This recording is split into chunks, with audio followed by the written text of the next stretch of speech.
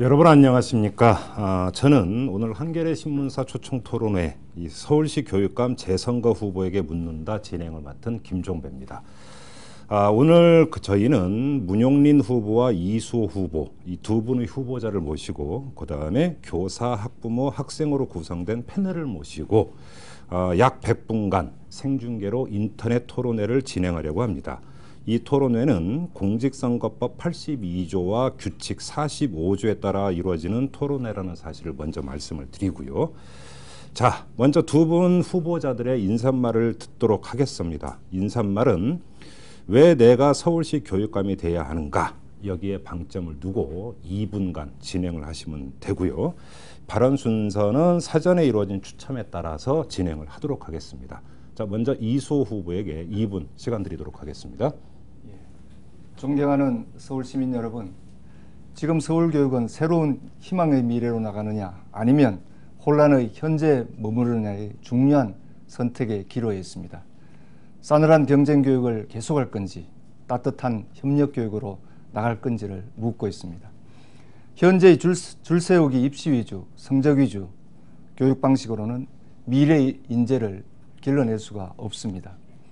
지금의 낡은 교육의 틀로는 학생들은 현재도 미래도 불행할 수밖에 없습니다. 제가 새로운 서울교육을 만들어 가겠습니다. 따뜻한 협력교육으로 새로운 희망의 미래로 나가겠습니다. 새로운 서울교육을 만들 사람, 교실과 학교를 잘 아는 사람, 그런 선생님 출신이 교육감이 돼야 됩니다. 저는 평교사로 평생 교단을 지켜왔습니다. 학생들을 가르치며 울고 웃고 했던 경험들, 선생님들과 나누었던 수많은 고민들, 학부모들의 그 간절한 염원들, 저는 너무나 잘 알고 있습니다. 이러한 저의 경험들이 새로운 서울의 교육행정을 이루어 나가는데 좋은 밑거름이 되리라고 저는 확신합니다. 서울 교육을 이제는 관료나 외국에서 이론을 가지고 온 그런 사람들이 맡겨서는 안 된다고 생각합니다. 이제 우리 스스로 교육 주체들이 나서서 함께 토론하고 논의하면서 좋은 학교를 만들어 가야 됩니다. 제가 거기에 앞장서도록 하겠습니다. 고맙습니다. 네, 수고하셨습니다. 10초를 아끼셨습니다. 자, 다음은 문용린 후보에게 역시 마찬가지로 2분 드리도록 하겠습니다. 네, 감사합니다. 저는 그 서울시 교육을 좀 차분하게 안정되게 수도 서울의 교육답게 질 높은 교육을 좀 하도록 최선을 다해 볼 생각입니다. 저는 나름대로 사범대학 교수로서 또 교육학자로서 교육을 생각하며 평생을 지내왔습니다. 이런 입장에서 보면 서울의 교육이 참 서울 교육답지 않게 진행이 됐다는 그런 생각을 갖습니다. 두 분의 그 전임 교육감께서 도중 하차를 하시는 불행한 일이 있었고 이번 선거도 그런 일 때문에 이렇게 펼쳐지고 있습니다. 그래 지금 수도 서울의 교육이 사실 어떤 면에서 말이 아닙니다. 지금 보면은 그 7개 시도 교육평가에서 서울 교육이 제일 꼴찌를 지금 하고 있고요. 특히 그 중에서도 가장 염려스러운 게 기초학력이라는 수준에서 그 7개 시 중에서 가장 지금 꼴찌에 위치를 하고 있습니다. 또 학교 폭력도 많죠. 또 여러 가지 그 시끄러운 일들이 지금 학교 교육에서 많이 일어나고 있습니다. 저는 이것을 좀 고쳐보겠습니다. 저의 모든 역량과 저의 모든 경험을 되살려서 수도 서울의 교육이 정말 수도 서울 교육다운, 그래서 수도 서울의 많은 학부모들이 안심할 수 있는 그런 교육을 만들도록 노력을 하겠습니다. 저의 모든 것을 바쳐서 수도 서울의 교육이 교육다운 교육이 되도록 노력을 할 그런 생각을 가지고 있습니다. 많은 분들께서 동참해 주셔서 좋은 교육을 할 수 있도록 밀어주시기를 저는 부탁을 드리겠습니다. 예, 감사합니다. 네, 수고하셨습니다. 자, 두 후보 인사 말씀을 드렸고요. 이제 본격적인 토론에 들어가야 될 텐데 간략히 토론 방식에 대해서 설명을 드리도록 하겠습니다. 오늘 토론은 크게 두 파트로 나눠서 진행이 됩니다. 하나는 이 그 세 분의 패널을 저희가 모셨는데요. 이 패널이 그 주도권을 갖고 질문을 드리고 후보자가 응답을 하는 패널 토론이 있고요. 이어서 후보자 상호 간 이 주도권 토론이 있습니다. 이 한 분이 8분씩 주도권을 갖고 상대 후보에게 질문을 하고 다시 재질문을 하는 이런 방식으로 진행이 되고요. 이 후보 상호 간 그 주도권 토론이 끝나면 다시 한번 패널들께 그 질문 기회를 드리도록 하겠습니다. 오늘 토론은 이렇게 진행이 되는데요. 이게 후보자 토론이다 보니까 가장 중요한 것은 형평성입니다. 그 형평성의 기초는 바로 시간의 형평성인데 따라서 약간 딱딱한 감이 있더라도 엄격히 시간을 제한할 수밖에 없습니다. 이 점을 좀 양해를 해 주시고요. 질문 시간은 1분, 그다음에 답변 시간은 2분으로 제한을 하도록 하겠습니다. 그래서 패널 분들께서도 가급적이면 질문을 좀 압축을 해서 1분 내에 이렇게 좀 질문을 해 주셔야 되고요. 자, 그럼 본격적인 패널 토론에 들어가야 될 텐데 먼저 지금 교육의 3주체라고 하죠. 교사, 학부모, 학생 한 분씩 지금 나와 계십니다. 간략히 소개해드리고 바로 패널 토론에 들어가도록 하겠습니다. 자, 먼저 김현섭 선생님 나오셨는데요. 서울 구현고 윤리교사이고 동시에 좋은 교사 운동, 좋은 학교 만들기 위원장을 맡고 계신 분입니다. 어서 오십시오. 네, 그 다음에 초등학교 6학년 자녀를 학부모로 둔 정승훈님 나오셨습니다. 안녕하세요. 그 다음에 이 서울 상암고등학교 1학년 학생입니다. 최지수 양 나오셨습니다. 안녕하세요. 자, 이 날선 질문들을 좀 해주시도록 부탁을 드리고요. 자, 그 첫 번째 이 질문 기회는 정승훈님에게 드리도록 하겠습니다. 1분 안에 답변을 하고 한 분씩 돌아가면서 질문을 해주시기 바랍니다. 자, 시작해 주십시오. 두 후보께서 이미 언론에 통해서 발표하신 정책 가운데 의문점에 대해서 질문하겠습니다. 우선 자사고하고 특목고 등에 대해서 구별되는 고교 체제와 관련된 질문입니다. 문영리 후보께서는 자사고, 특목고 정책을 유지하신다고 하셨는데요. 그러나 자사고로 인해서 주변 학교가 슬럼화 현상이 일어나고 있고 하나고 같은 경우는 은평구가 나머지 학교가 학력이 떨어지고 있고 또 특목고에 가지 않을 아이들까지도 경쟁에 가담을 하는 바람에 심각한 수준이거든요. 이런 현상에 대한 평가나 대안을 가지고 계신가요? 그리고 이수호께서는 자사고를 일반고로 전환하고 특목고를 정상화하겠다는 계획을 발표하셨습니다. 고교 선택제가 광명 교육감도 전에 공약하신 바가 있으셨는데 그때 이거는 교육감의 권한이 아니라서 그 경우에 실천하지 못하셨거든요. 어떻게 이 정책을 실시할 계획이신지, 기존 자사고나 특목고 거기에 학교나 아니면 학부모들이 그 반발이 있을 것 같은데 그건 어떻게 처리하실 건지 궁금합니다. 네, 먼저 문영린 후보께서 답변을 해주시죠. 네, 우선 정성훈 그 학부모님 그 질문 아주 중요한 질문을 해주셔서 감사합니다.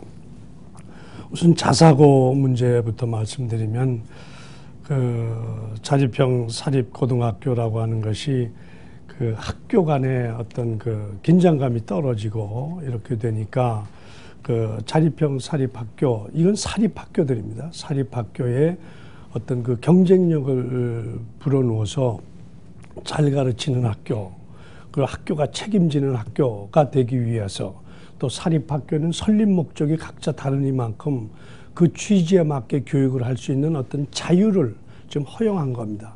그렇게 하다 보니까 자사고가 이번에 한꺼번에 너무 많아지다 보니까 자사고가 되지 않은 일반계 고등학교인 경우에는 상당히 지금 문제점이 좀 드러나고 있습니다. 그래서 그거는 긍정적으로 문제를 풀어가고 자사고는 자사고의 취지대로 살리면서 이 자사고가 가져오는 문제점은 또 전향적으로 개선해야 되겠다는 생각을 저는 가지고 있고, 특목고야말로 또 특수 목적을 가진 그런 아이들이 또 학부모들이 학교에 진학을 했으니만큼 특목고가 파행적으로 가지 않고 원래 취지대로 운영이 되도록 엄정한 감시 감독이 전 필요하다고 생각합니다.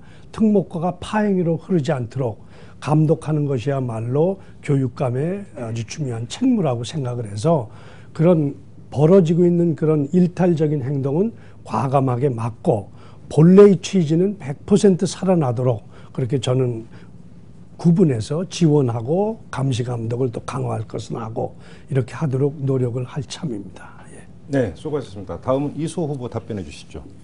예, 지금 그 학부모들이 제일 어려워하는 것, 학생들이 고통스러워하는 것이 경쟁입니다. 이 경쟁은 바로 이 서열화 때문에 이루어집니다. 고등학교의 이 서열화는 어떻게든지 완화시켜야 되는 것이 지금 급선무입니다. 그런데 그런 서열화를 지금 공고히 하는 것이 특목고 또 자율형 사립고등학교 그리고 여러 형태의 이 고등학생들 이 선택의 폭을 넓혀주는 건 좋지만 성적 위주로 이렇게 분리하는 건 좋지 않다고 생각합니다. 특목고에 대해서는 문 후보님께서 잘 말씀해 주셨습니다. 그렇게 엄격하게 관리해서 원래의 설립 취지대로 가면 될 것 같습니다. 다만 이명박 정부 들어서면서 생긴 이 자율형 사립고등학교, 아까 문 후보님께서는 자립형이라고 그러는데 서울에 있는 이 26개의 자율형 사립학교에 대해서는 정말 문제가 많습니다. 이것은 성적으로만 갈렸기 때문에 무슨 설립 취지와는 아무런 또 상관이 없습니다. 이 자율형 사립고등학교는 이미 작년에 2개 교가 벌써 폐지가 됐습니다. 올해도 8개 학교가 벌써 정원이 미달됩니다. 이런 현실에 맞지도 않고 또 학교를 서열화시켜서 우리 아이들 경쟁시키고 사교육비를 늘려가는 이런 학교는 단계적으로 원래의 취지대로 일반의 학교로 변화시키는 것이 저는 옳다고 생각합니다. 중요한 것은 어떻게 우리 학생들이 그런 경쟁 교육에서 조금이라도 해방되고 제대로 공부할 수 있는가를 말해주는 것이기 때문에 저는 자율형 사립고등학교에 대해서는 일반계고로 전환하는 것이 옳다고 생각합니다. 네, 수고하셨습니다. 두 후보께서 계속 인사 말씀부터 해서 아주 시간을 아끼시고 계세요. 네. 자, 다음은 이 최지수 학생에게 질문권 드리겠습니다. 윤용린 후보께서는 학력, 체력, 인성의 기본기를 회복시키겠다고 말씀하셨습니다. 그러나 지금처럼 대학 입시가 가장 중요한 상황에서는 학교에서 예체능 시간이나 교양 시간이 주어져도 자율학습에 쓰거나 잠을 자거나 수능 공부를 하는 그런 학생들이 굉장히 많습니다. 단순히 과목별 이수 단위를 늘린다고 해서 해결될 문제가 아니라고 생각하는데요. 실질적으로 기본기를 회복시킬 수 있는 방안은 어떤 것이 있는지 궁금합니다. 그리고 이수호 후보님께서는 고등학교까지 친환경 무상급식을 실시할 예정이라고 하셨습니다. 급식의 질 또한 높이실 것이라고 말씀하셨죠. 하지만 친구들에게 무상급식에 관한 의견을 물어봤을 때 회의적인 반응도 있었습니다. 무상으로 급식을 했을 때 밥이 너무 맛이 없을까 봐 걱정하는 반응이었습니다. 지금도 예산이 부족하다는 기사를 많이 봤는데 후보님께서는 질이 높으면서 맛있으면서 친환경 재료로 어떻게 무상급식을 할 수 있는지 설명해 주십시오. 저 이번에는 최지수 학생께서 문용린 후보에게부터 이제 그 질문을 드렸는데 이제 순서상 이수호 후보께서 먼저 답변을 해주시는 게 좋을 것 같아요. 예. 네. 친환경 무상급식은 시대적 요구이기도 하고 또 이미 국민소득 2만 불 이상 또 세계 경제력 10위인 우리나라가 너무 경제 때문에 또는 예산 때문에 이걸 못한다는 것은 저는 좀 우리의 의지가 부족하고 합의 수준이 낮은 게 아닌가 이런 생각을 합니다. 이미 이번에 대선 후보들조차 고등학교까지 무상 의무 교육을 공약으로 내걸고 있습니다. 그렇기 때문에 우리 교육 예산을 더 확보하고 더 투자를 해서 그런 것들이 우리 무상급식에도 저는 충분히 사용할 수 있도록 해야 된다는 생각입니다. 그리고 이제는 질입니다. 그냥 무상급식이 아니라 친환경 무상급식으로 우리 아이들의 건강을 어릴 때부터 길러줘야 됩니다. 지금 아토피라든지 또는 뭐 어릴 때부터 비만이라든지 이런 성인병조차 일어나고 있습니다. 이런 것들이 환경적 요인 등등이 많습니다. 이런 것들을 예방하고 하려면 정말 어릴 때부터 좋은 먹을거리를 가지고 친환경적으로 해야 예방이 된다고 생각합니다. 그런 것들을 학교에서 차별 없이 해주는 것이 저는 마땅하다고 생각하고 그런 것들을 위해서 지금 지자체와 같이 협력해서 해나가고 있습니다. 서울시도 그런 유통센터를 만들어서 이미 친환경 식재료들을 학교에 공급하는 이런 체제를 갖추고 있습니다. 이제 우리 교육도 학교만 하는 것이 아니라 지역사회와 또 지방자치단체와 중앙정부와 손을 잡고 함께 또 학부모들과 모든 교육 주체들이 나서서 토론해가면서 의논해가면서 하면 이런 것도 충분히 저는 달성해갈 수 있다고 생각합니다. 예. 네, 자 다음 문영민 후보님. 예, 우리 최지수 학생 아주 좋은 질문 해주셨어요.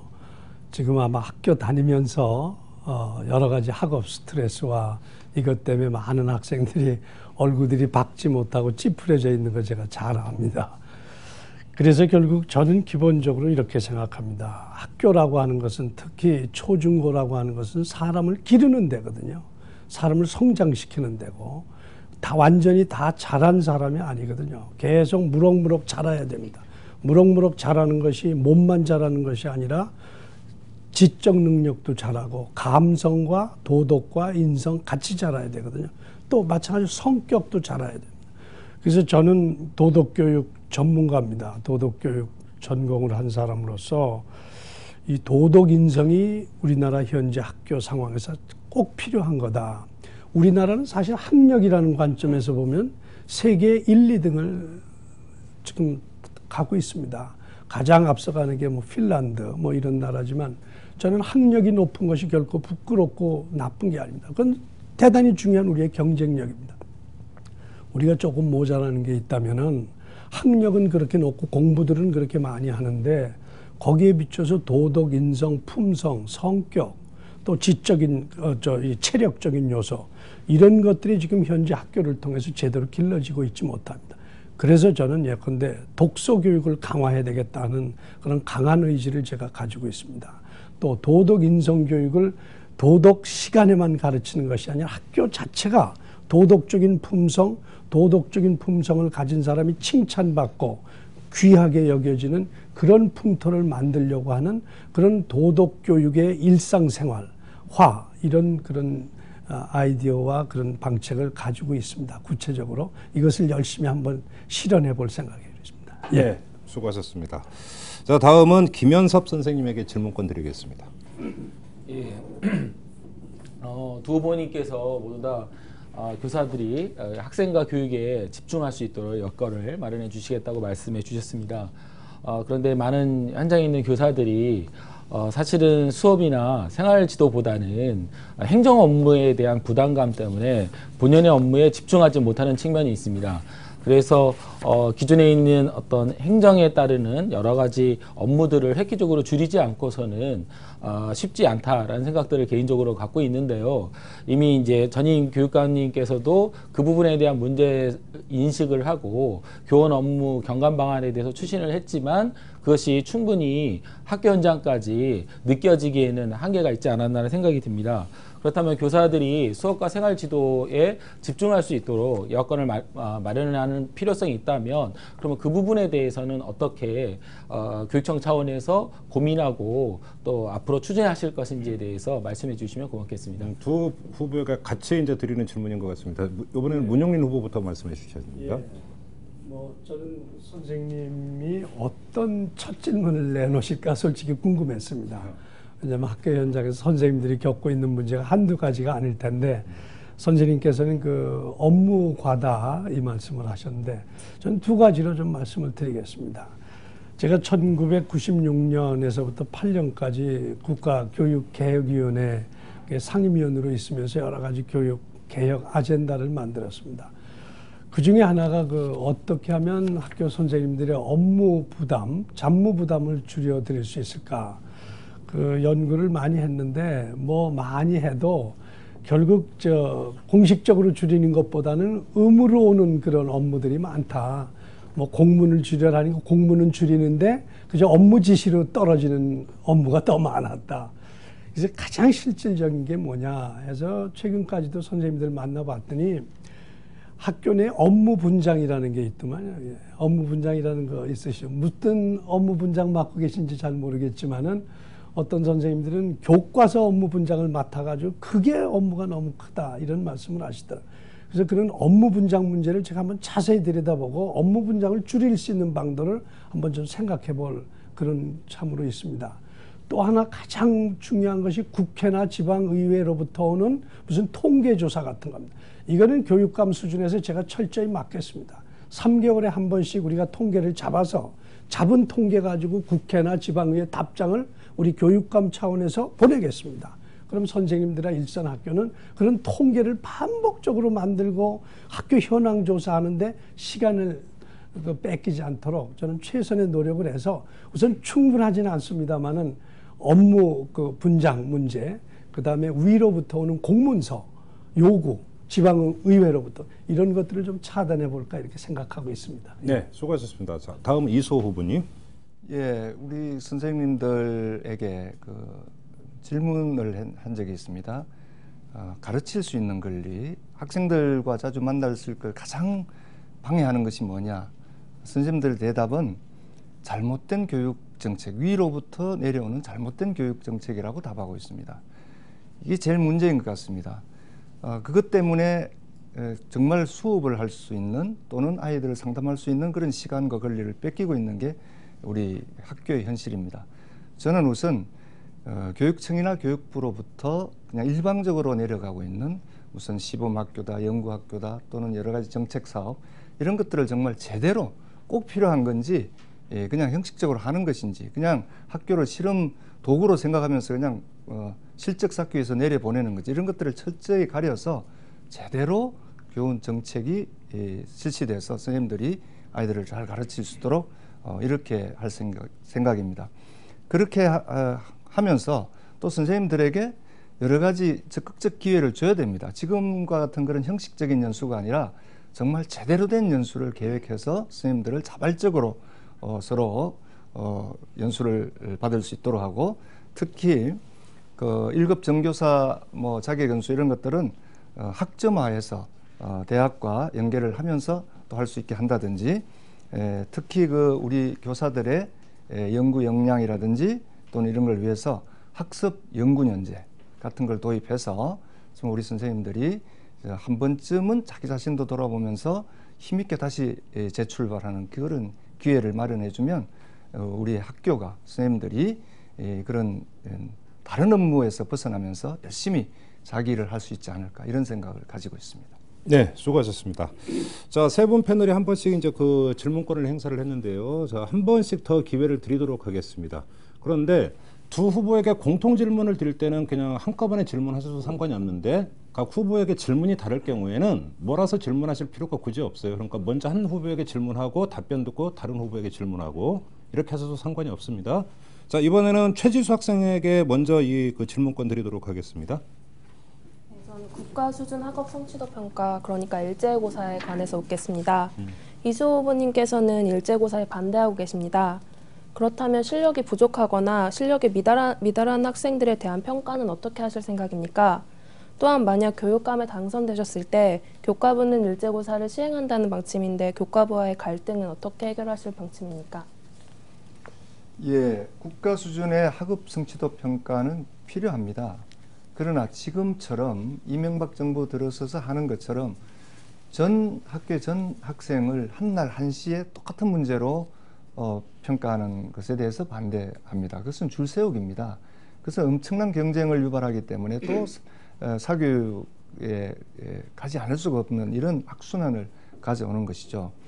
정말 학업 성취도는 얼마든지 표집해서도 할 수가 있습니다. 그렇게 해서 학업 성취도 평가를 해서 원래 목적도 달성하고 또 우리 학생들에게는 정말 제대로 된 그런 학습 분위기에서 공부할 수 있도록 그런 과도한 경쟁이 유발되지 않도록 이렇게 할 생각이고요. 초등학교부터 일제고사를 이제 완전히 폐지해 나가면서 중고등학교도 시차적으로 현실에 맞게 아까 말씀드린 대로 표집해서 성취도 평가를 하면서 특히 평가는 교사들의 자기 책임하에서 이루어지는 것이 가장 좋습니다. 그래서 교사들이 자기가 주도해서 자기가 가르치고 평가하는 이런 것들을 좀 높여나가면서 선생님들의 책임감도 높여나가고 또 자기 가르치는 데 대한 책임도 지게 하는 것, 이것이 오히려 올바른 평가의 방법이 아닌가. 지금처럼 한날 한시에 일제히 해서 경쟁을 유발시키고 또 많은 부작용을 낳는 이런 일제고사는 저는 반대합니다. 문용민 후보 후보께도 일제고사에 대해 묻겠습니다. 후보께서는 일제고사가 학력이 떨어진 학생을 알 수 있게 해준다는 점에서 찬성하셨습니다. 그렇지만 시험을 실시하고 성적이 부족한 학생이 나오더라도 그 학생에 대한 후속 조치가 부족합니다. 또한 일제고사 성적을 공개해 학교가 등수 매겨집니다. 이런 부작용에 대해서는 어떻게 생각하시며 일제고사를 통해 실력이 부족하다고 나온 학생에게는 어떤 방식으로 향상시켜줄 계획이십니까? 네, 아마 그 일제고사라고 얘기를 하시는데 사실은 일제고사라는 말은 사실은 안 쓰는 말이고 사실은 성취도 그죠? 검사 이런 말을 많이 쓰는 거죠. 공식 명칭은 성취도 검사. 자, 성취도 검사를 하면 그 결과가 어떻게 나오죠? 아마 최지수 학생도 알 거예요. 그죠? 우수, 그다음에 보통, 기초, 기초 미달 4등급으로 나오죠. 한 학생의 옆에 있는 학생은 너는 몇 점, 너는 몇 점으로 나오질 않고 우수한 그룹, 그죠? 보통 그룹, 기초 그룹, 기초 미달 그룹 전체를 4등급으로 나누는 겁니다. 그래서 그렇게 했을 때 사실은 국가에서 성취도 검사를 할 때 가장 관심이 가는 건 기초 미달 그룹이 얼마나 있느냐입니다. 기초 미달 그룹이라고 하는 건 생각해 보세요. 선생님이 가르쳤는데 가르친 거를 지금 전혀 못 알아듣는 아이들이거든요. 이런 아이들은 학교가, 선생님이, 또 나라가 이런 아이들은 책무를 지금 제대로 못하고 있는 거거든요. 학교 다니면서 예컨대 초등학교 6학년 때 이제 성취도 검사를 이제 하게 될 경우에 6학년 때 6학년까지 가르친 내용이 기초 미달이다 하면 이 아이는 중학교 가서 학습이 제대로 되겠어요? 국가는 하나의 책임이 있습니다. 나라 돈을 들이고 많은 선생님들이 가르쳤는데 아이가 학교에서 당연히 교육과정상 알아야 될 지식과 기초 능력이 모자르다고 하면 국가는 책임지고 기초 미달 학생을 올려줘야 됩니다. 그래야 중학교, 고등학교 교육이 될 수 있겠죠. 선수 학습이 모자라면 남해오는 학습을 할 수가 없습니다. 그런 점에서 경쟁 때문에 안 된다고 하는데 저는 건전한 경쟁은 해야 된다고 생각합니다. 우리나라의 경쟁력은 어디서 나옵니까?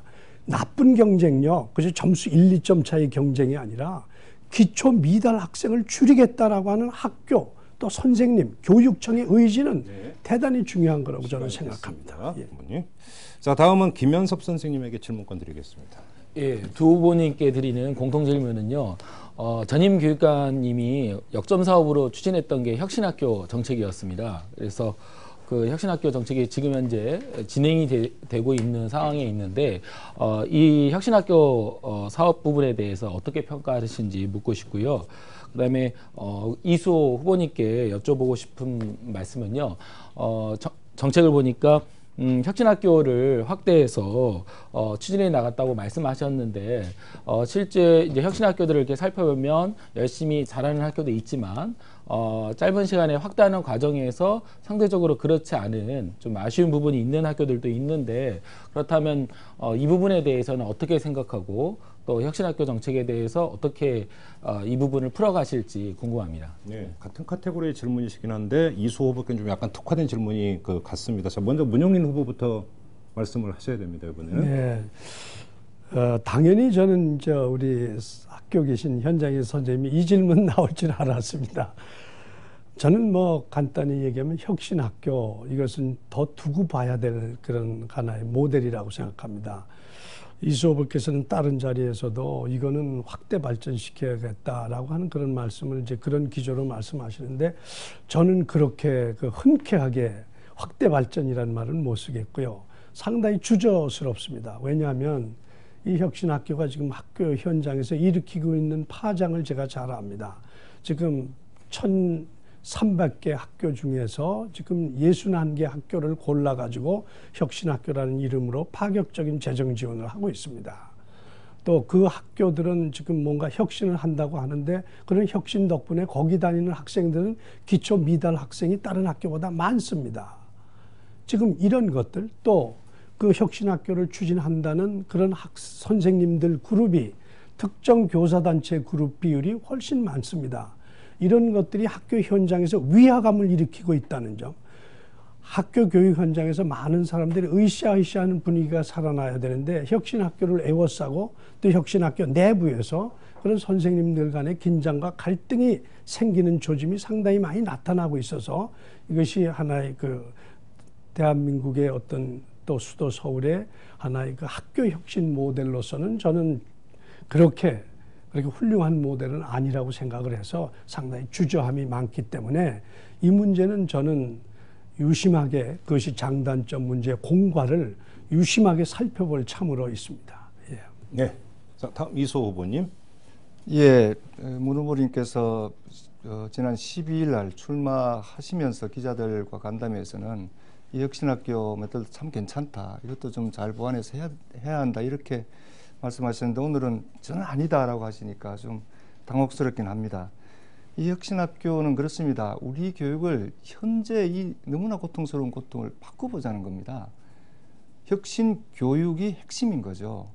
그 혁신 교육을 실천하고 한번 모델로 만들어 보자는 게 이제 혁신 학교 운동입니다. 물론 잘 되는 학교도 있고 조금 힘든 학교도 있습니다.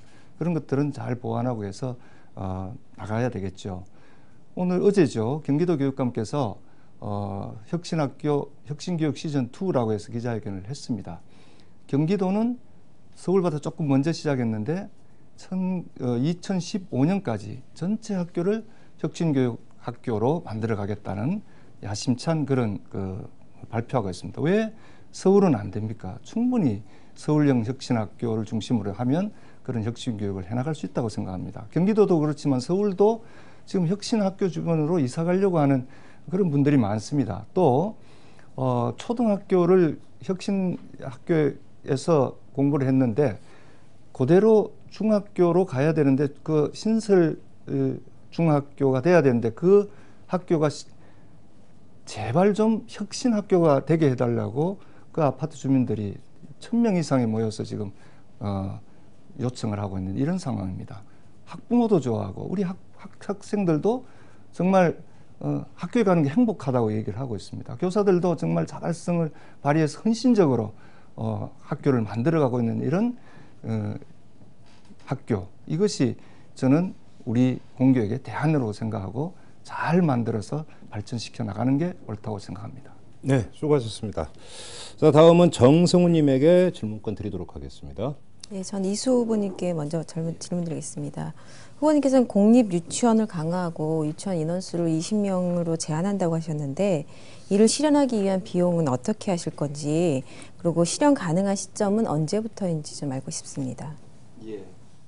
지금 우리 유아와 유치원 교육, 공보육 또는 공교육이 굉장히 어렵습니다. 사각지대에 있다고 할 만큼 그동안 좀 관심이 없었던 부분이기도 합니다. 그냥 시장에 맡겨져서 사립 유치원들이 난립하고 그러면서 교육의 질이 굉장히 떨어지는 이런 상황이었는데 이제 정말 우리가 교육복지 시대로 가면서 특히 이런 어린아이들, 아기들에게 더 많은 관심을 가져야 된다는 것이고요. 뭐 괜찮은 그 유치원에는 그냥 그 입학할 때 줄을 서고 순번을 기다리고 하는 건 잘 아시라고 생각됩니다. 그런 수요가 많기 때문에 특히 우리 공립 이 국가가 그런 것들을 좀 책임을 져야 됩니다. 그런 의미에서 그러는데요. 이 유치원이나 이런 쪽은 특히 지방자치단체와 협력이 필요합니다. 그래서 저는 서울시장과 협력하고 또 지방자치단체와 협력하고 중앙 정부를 설득해서 정말 우리 아이들에게 필요한, 우리 어린아이들에게 필요한 시설을 어릴 때부터 제대로 된 교육을 하게 함으로써 전체 우리 유치원 교육의 질을 높이는 데 기여하고 또 우리 어린아이들에게 어릴 때부터 정말 제대로 된 돌봄과 교육을 할 수 있도록 그렇게 할 생각입니다. 그것이 여러 가지 어려움은 많습니다만 현재 사립 중심으로 되어 있는 시장 중심으로 되어 있는 것을 탈피하지 않으면 우리 어릴 때부터 제대로 된 교육을 할 수 없기 때문에 저는 이 문제에 대해서 가장 역점을 두고 지역사회와 지방자치단체와 또 우리 중앙정부를 설득하고 해서 반드시 그렇게 할 생각을 가지고 있습니다. 네, 문용님 의원께서는 맞벌이 부부를 위한 온종일 돌봄 교실을 확대하겠다고 하셨는데요. 그 인력은 어떻게 수급하실 계획이시고 또 온종일 돌봄 학교가 교육 수준이 높지 않다면 확대 실시하더라도 거기에 맡길 부모가 별로 없을 것 같은데요. 교육을 어느 정도 수준만큼 얼만큼 하실 계획이신지요? 예, 지금 이 후보께서도 이제 유치원 말씀을 하셨는데, 사실 우리나라 이제 교육이 유치원이 있고 어린이집이 있고, 이제 그렇게 되고 그 두 개가 다행히 국가가 이제 누리 과정을 도입해서 교육의 질을 보장하기 위한 이런 장치를 잘 만들어 가고 있습니다. 그러나 이제 어린이집과 유치원의 그 정규 과정이 있지만은 또 그것 말고도 맞벌이 부부 하는 사람들은 저녁 늦게까지 아이를 돌봐줘야 되고 이런 수요가 계속 발생하죠. 또 주말에도 일을 하는 분을 위해서는 자녀를 돌봐야 되고, 이런 과정에 관해서는 벌써 대선 후보들도 이런 국가 완전 책임제 이런 걸 이미 선언을 하셨습니다. 그런 점에서 뭐 예산 확보라든지 또 시설의 확보 이런 것은 양쪽 대선 후보들도 다 지금 그런 전폭적인 국가 지원을 말씀하시고 계시기 때문에 교육감으로서도 이 문제를 풀어가는 건 훨씬 쉽지 않을까 이렇게 생각을 합니다. 우선 제가 보기에는 국공립 유치원 같은 거를 좀 과감하게 확대하고요. 또 저는 사립 유치원도 상당히 귀중한 역할을 하고 있다고 생각합니다. 우리나라 유아의 78%가량이 지금 유치원 교육을 받고 있으니까 국가는 이 두 트랙, 어린이집과 유치원을 중심으로 유아 양육을 책임지면서 그 아래에 있는 0세에서부터 3살 사이의 아이들은 또 학부모들이 제대로 돌보지 못할 경우에는 그런 아이들은 국가가 완전히 떠맡아서 해야 되는데 문제는 예산입니다. 근데 예산 문제에 관한 한은 뭔가 교육청 예산과 또 서울시면 서울시의 예산, 또 지자체 예산 이런 것에서는 상당한 합의가 지금 벌어지고 있지 않나 생각을 합니다. 어린아이는 국가가 좀 맡아서 키우자. 그게 국가의 하나의 전략으로 되어 있어서 예산 문제라든지 프로그램의 질을 높이는 문제는 그렇게 어렵지 않다고 저는 낙관적으로 판단하고 있습니다. 네. 자, 뭔가 이 패널 토론은 여기서 잠시 쉬도록 하겠습니다. 뭐 끝나는 건 아니고요. 자, 세 분 패널 이렇게 질문 하고 그다음에 답변 들었는데 어떻게 흡족하십니까? 좀 감질 나는 게 있으면 나중에 또 질문 기회가 또 있습니다. 그때 좀 더 날카롭게 다듬어서 질문을 해주시면 되고요. 자, 이번에는 주도권 토론으로 들어가도록 하겠습니다. 이 주도권 토론에서 오고 가는 이야기도 또 패널 세 분께서 좀 유심히 듣고 나중에 질문으로 심화시킬 수도 있으니까 좀 유심히 들어주시고요. 이 후보 간 상호 주도권 토론은 한 후보가 8분 동안의 주도권을 가지고 상대 후보를 이런 표현을 써도 될까요? 몰아붙일 수도 있고 질문을 할 수도 있고 뭐 자유롭게 모든 권한을 드리도록 하겠습니다. 말 그대로 주도권을 드리는데, 그러니까 질문 시간, 답변 시간 제한 없습니다. 그러니까 총량 8분을 드리니까 그 범위 안에서는 자유롭게 쓰셔도 됩니다. 자, 먼저 문용린 후보에게 주도권 드리도록 하겠습니다. 8분입니다. 자, 시작해 주시죠. 네, 저는 이번에 교육감 나오면서 가장 심각하게 생각했던 것이 우리가 교육을 하면서 어떤 이념을 가지고 교육을 하느냐 하는 것이 중요하다고 생각합니다. 저는 기본적으로 우리나라 교육은 어떤 방향성을 가지고 가야 되느냐 이렇게 생각했을 때 저는 헌법이 가장 중요한 하나의 교육의 준거라고 저는 생각을 합니다. 헌법에 온 국민이 합의해서 우리가 지금 그 헌법의 터에서 살고 있습니다. 여기에는 분명히 자유, 또 행복, 안전 이런 것 플러스 그런 모든 것들을 어떤 방식으로 하느냐 하면 자유민주적 기본 질서, 그리고 또 뭐 경제적으로 얘기하면 시장 경제 이런 것들이 헌법에 등장하고 있는 국가 이념이고 국가의 정체성입니다.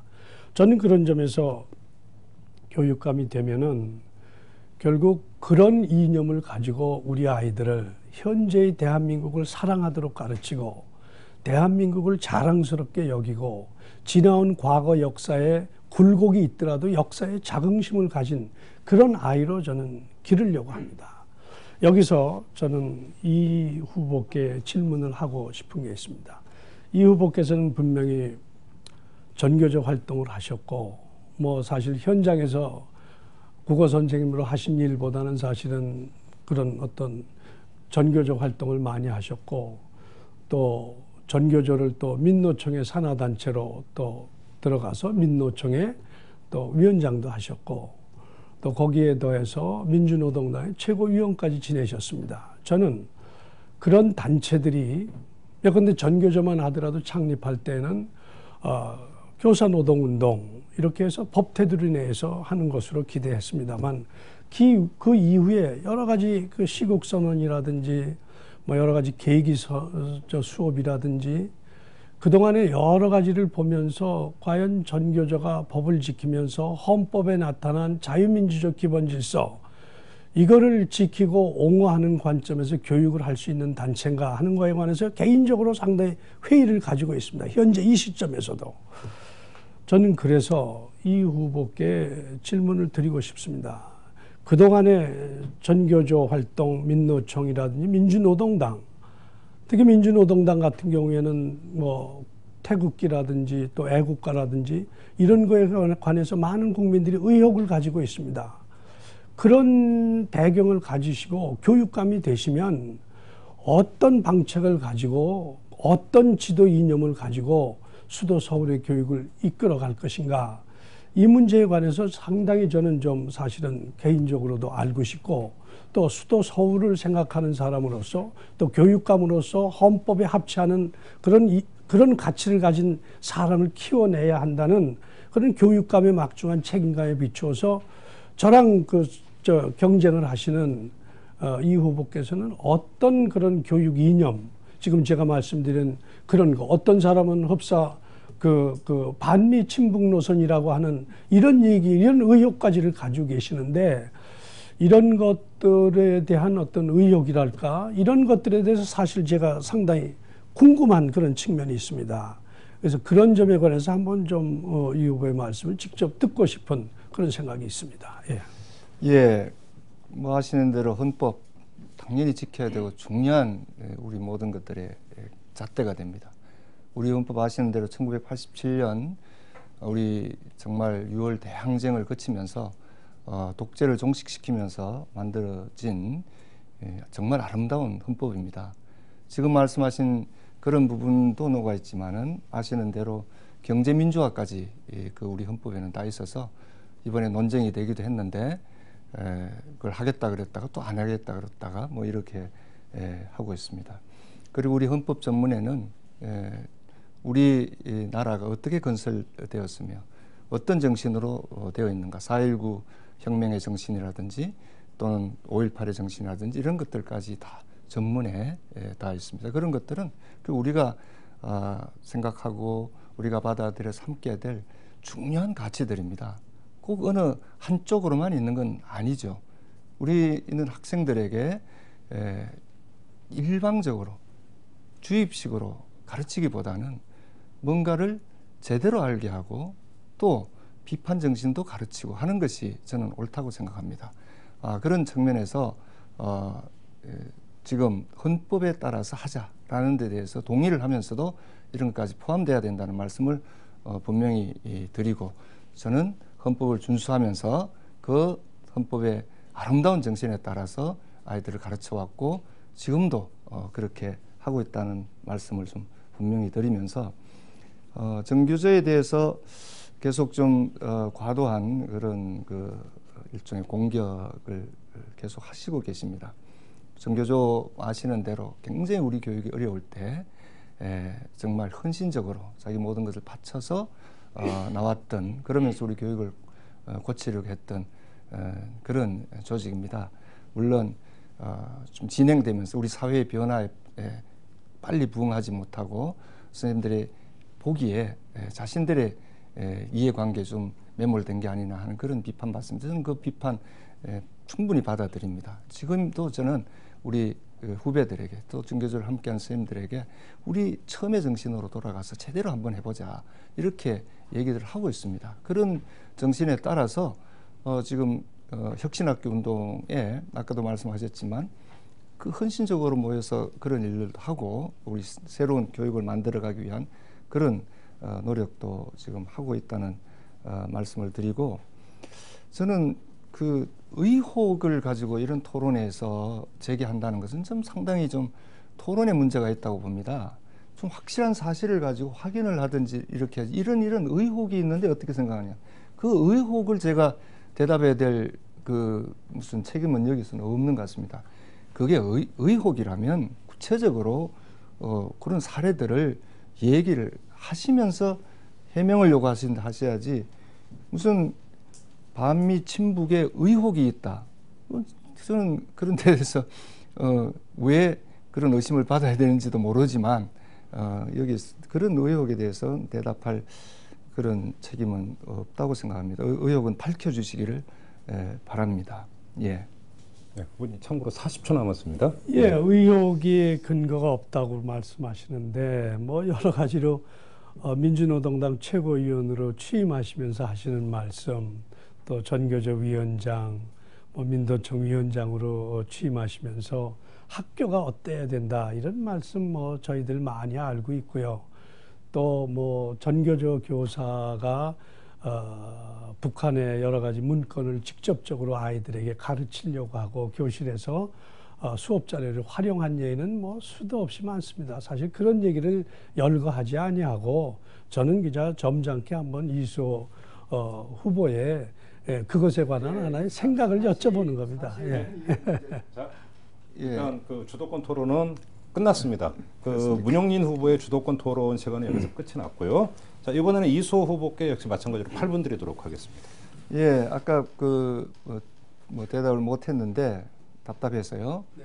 지금 그 의혹의 예를 드신 게 뭐 수업을 이렇게 하고 뭐 북한에 뭐 구체 자료를 했는데 그런 걸 빌미로 해서 아닌 걸 그렇게 해서 전부 국가보안법으로 걸어서 우리 선생님들이 기소된 적이 있습니다.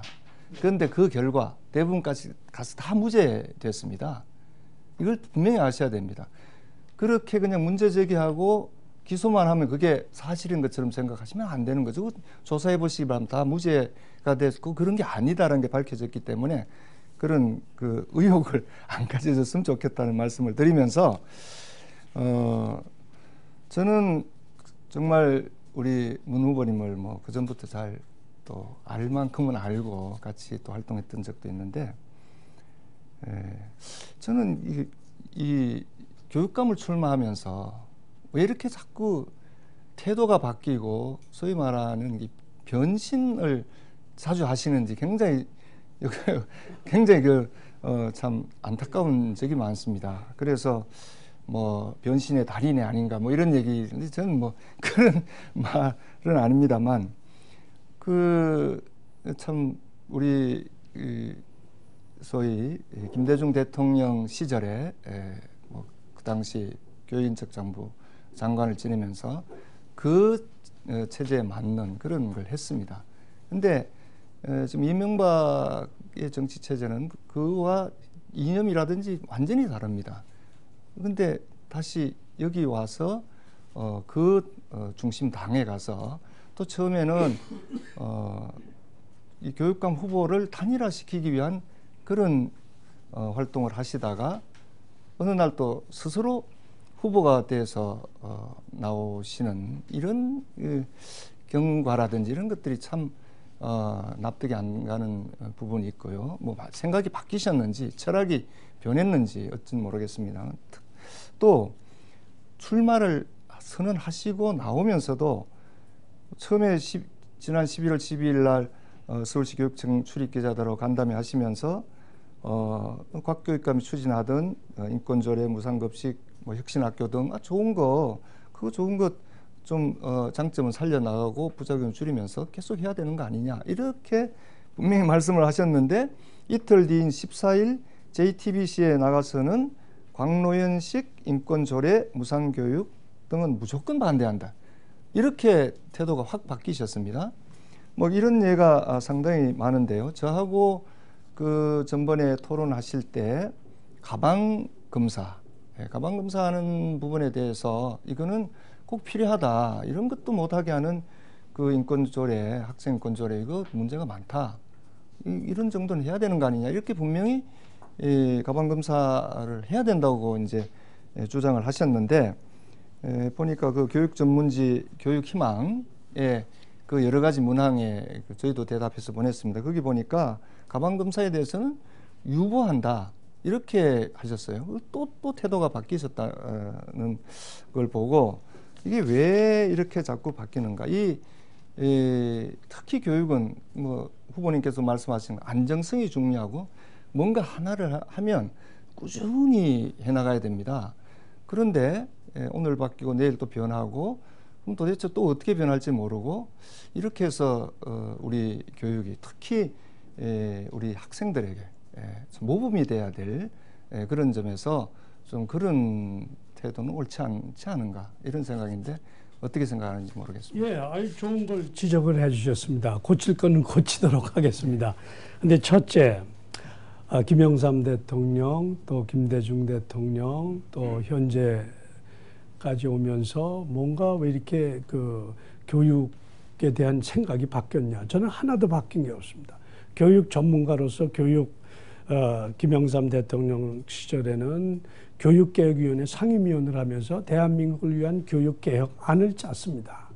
그걸 짰고 그걸 바탕으로 제가 교육 전문가 역할을 할 때 김대중 대통령께서 와서 그 개혁안을 가지고 교육을 해봐라. 이렇게 또 저를 하명을 해주셔서 제가 들어가서 김영삼 정부 때 짰던 교육개혁안을 제가 아는 안을 가지고 교육개혁에 몰입을 했고요. 또 그 다음에 새누리 이렇게 되면서 왜 거기 가서 그런 일을 했냐. 제 머릿속에 가지고 있는 대한민국 교육을 바꾸려고 하는 아젠다가 있습니다. 이 아젠다는 아직 미완해 실현을 못했습니다. 그래서 저는 새누리에서 공약을 도와달라. 또 자원봉사경, 또 자문위원으로서 가서 이런 개혁을 해야 되고 이런 교육개혁이 필요하다 하는 조언을 했을 따르면 저는 하나도 철학도 바뀐 것이 없고 저는 이념도 바뀐 것이 없어요. 저는 오로지 교육개혁 전문가, 교육 전문가로서 대한민국 교육을 바뀌기 위해서 그런 일을 했을 따름입니다. 또 하나. 김대중 대통령의 그 계보로 본다면 당연히 민주당에 가서 그런 일을 하셔야 그게 누가 보더라도 일관성이 있구나. 정말 전문가답게 그 교육 정책을 하나의 이념이나 또는 철학을 가지고 가시는구나. 이렇게 생각하실 텐데 전혀 체제가 다르고 지금 이명박 정권 들어서면서 우리 교육이 뒤로 후퇴하고 다 달라지고 이렇게 되면서 엉망이 된 거 다 아시면서 그걸 촉진하고 있는 그 당에 가서 했다는 것은 그건 정말 이해가 안 되거든요. 기본적으로 어떤 그 교육 개혁을 하고 나라를 위한 일을 할 때 꼭 당적을 가져야 된다는 그런 조건은 없죠. 제 나름대로 저는 뭐 정치하고는 무관하게 살아왔습니다. 교육 전문가로서 살아왔지. 그런 점에서 내가 가지고 있는 아이디어를 가장 잘 반영해 줄 만한 그런 어떤 그 곳에 가서 공약을 반영시키려고 노력을 하는 거죠. 제가 죄가 있다면 교육 전문가로서 대한민국을 너무 사랑했기 때문에 대한민국을 위해서 내 아이디어를 실현해 줄 분이 어떤 분인가 하는 것을 선택했다는 그 죄뿐이 없죠. 반영을 하려고 해보니까 안 되잖아요. 처음에는 광론 교육감 하시던 거 괜찮은 거 좋은 것들은 하겠다. 이게 그 교수님의 생각이셨어요. 근데 그걸 가지고 해보니까 그쪽에 아주 그 내부의 반대론자들이나 또 다른 극우 이런 단체들이 와서 막 반대를 하고 이러니까 결국 또 생각을 바꿔서 내가 그렇게 안 하겠다. 무조건 절대 반대다. 이렇게 바뀐단 말이에요. 그러니까 저는 교수님의 그 진정성은 이해를 하더라도 그런 데 가서 하니까 자꾸 바뀔 수밖에 없고 그렇게 된다는 거죠. 그래서 저는 그 부분에 대해서는 앞으로도 이게 아이들을 가르치는 정말 중요한 일이기 때문에 앞으로 저는 또 태도나 이런 공약에서 또 바뀌는 일은 없었으면 좋겠다. 이런 말씀을 좀 드리고 싶습니다. 그런데 그 말꼬리를 자꾸 잡으시대. 저는 최소한의 광노현 교육감에 대한 예절을 갖춰서 얘기를 했습니다. 그런데 그 예절 갖춘 부분을 가지고 말꼬리를 잡으시니까 그건 예절의 배신이라는 생각이 들어요. 저는 적장도 전쟁터에 나가서 협상을 시작하기 전에 예절을 갖추고 합니다. 네. 그 점을 이해를 해 주셨으면 알겠습니다. 고맙겠습니다. 자, 그 이수호 후보의 주도권 토론도 여기서 시간이 다 됐습니다. 주도권 토론이 진행이 되니까 좀 토론 분위기가 좀 이렇게 달궈지는 것 같습니다. 좀 뜨겁게 달궈지는 것 같은데, 자, 이 패널 세 분께 다시 한 번씩 질문 기회를 드릴 텐데, 이 달궈진 분위기를 더 짚으셔도 상관없고, 아니면 조금 이렇게 이제 차분하게 가라앉히셔도 상관이 없습니다. 아무튼 질문권 드리도록 할 텐데요. 자, 이번에는 김현섭 선생님께 먼저 질문권 드리겠습니다. 전임 교육감이었던 곽 교육감님이 취임하고 나서 나름대로 혁신 정책을 추진하려고 했었는데 당시에 이제 교육감부에서 그런 흐름에 대해서 많이 이제 비판적이거나 이제 비협조적인 측면들이 있어서 추진하는 과정에 많은 어려움이 있었고, 그런 측면에서 이제 교육감부 대 교육감이라는 갈등이 현실적으로 여러 차례 있었고, 그렇기 때문에 여러 가지 정책을 추진하는 데 있어서 함께 힘을 모아도 사실은 쉽지 않은 상황에서 서로의 어떤 생각이 달랐기 때문에 오는 그런 갈등들이 있지 않았나는 생각이 듭니다. 그러다 보니까 이제 그 교육감부에서 내려온 지침과 교육감에서 내려온 지침이 달랐기 때문에 단양학교에서는 어느 장단에 춤을 춰야 될지 현실적으로 어려운 점들이 많이 있었고, 이번에도 대선 주자들도 유력하신 대선 주자 후보님들도 얘기하기를 그렇다면 이제 진보와 보수를 아우를 수 있는 국가교육위원회를 만들어서 이렇게 국민적인 합의를 토대로 해서 교육 정책을 좀 추진하겠다는 것이 정책으로 들어간 걸로 알고 있는데, 저는 이제 두 분 중에 누가 되시든 한 분은 이제 진보 진영, 한 분은 보수 진영을 대표하시는 분으로 저를 알고 있는데, 교육감은 이제 서울 시민이 원하는 교육감은 진보 진영의 교육감이 아니라 보수 진영의 교육감이 아니라 전체 서울 시민을 아우를 수 있는 교육감님을 원하고 있거든요. 그런 면에서 어떻게 보면 누가 되시든 지지하지 않았던 분들이 있는데, 그런 분들을 어떻게 포용해서 이 서울시 교육 정책들을 아울러서 추진할 수 있는지, 예를 들어서 아까처럼 뭐 혁신학교에 대해서 전임 교육감처럼 동일하게 추진하겠다고 하면 혁신학교와 관련된 부분은 이나 또 혁신학교에 대해서 지지하시는 분은 적극적으로 지지하겠지만, 그렇지 않은 분들은 또 그렇지 않은 이런 현상들이 벌어질 것 같거든요. 그래서 학교 현장에서도 좀 걱정을 하는 게 교육감님이 누가 되느냐에 따라 당장 어떻게 되느냐, 현재로도 이 선거 결과에 따라 이렇게 눈치를 보고 있는 것이 현재의 학교 현장의 모습인데, 이 부분에 대해서 즉 나와 생각이 좀 입장이 좀 다른 진영을 어떻게 아울러서 이 서울시 전체 교육을 이끌어 가실지, 그거에 대한 부분이 궁금합니다. 저 공통 질문이신데요. 이수 후보부터 좀 말씀해 주시죠. 뭐 제가 제일 강조하는 게 소통입니다. 저는 학교 현장에서 쭉 지내왔기 때문에 그런 부분에 대해서 신념을 가지고 있습니다. 우리 학생들에게도 물어봐야 된다. 그리고 교사들과 정말 의논해야 된다. 학부모들 진정으로 바라는 게 뭔지 알아봐야 된다. 이런 저는 신념을 갖고 있기 때문에 언제든지 무슨 문제가 생기면 생각이 다르다 하더라도 같이 소통하고 이렇게 하면서 바로잡아갈 생각이고요. 저는 그동안 아까 뭐 저를 공격했지만 정교조 위원장도 하고 민주노총 위원장도 하면서 오히려 그 내부에 정말 생각이 다른 많은 집단과 사람들을 조율하고 그 사람들 한 곳으로 묶어내고 그러면서 모두가 좀 늦지만 한 걸음씩 나가게 하는 그런 그 지도력을 많이 길러왔기 때문에 그런 소통하면서 함께하는 노력을 통해서 우리 학교가 더 안정되고, 저는 뭐 문 후보님께서 말씀하셨습니다만 무도문이 하느라고 무조건 다 반대한다. 이렇게 되면 안정성이 다 무너집니다.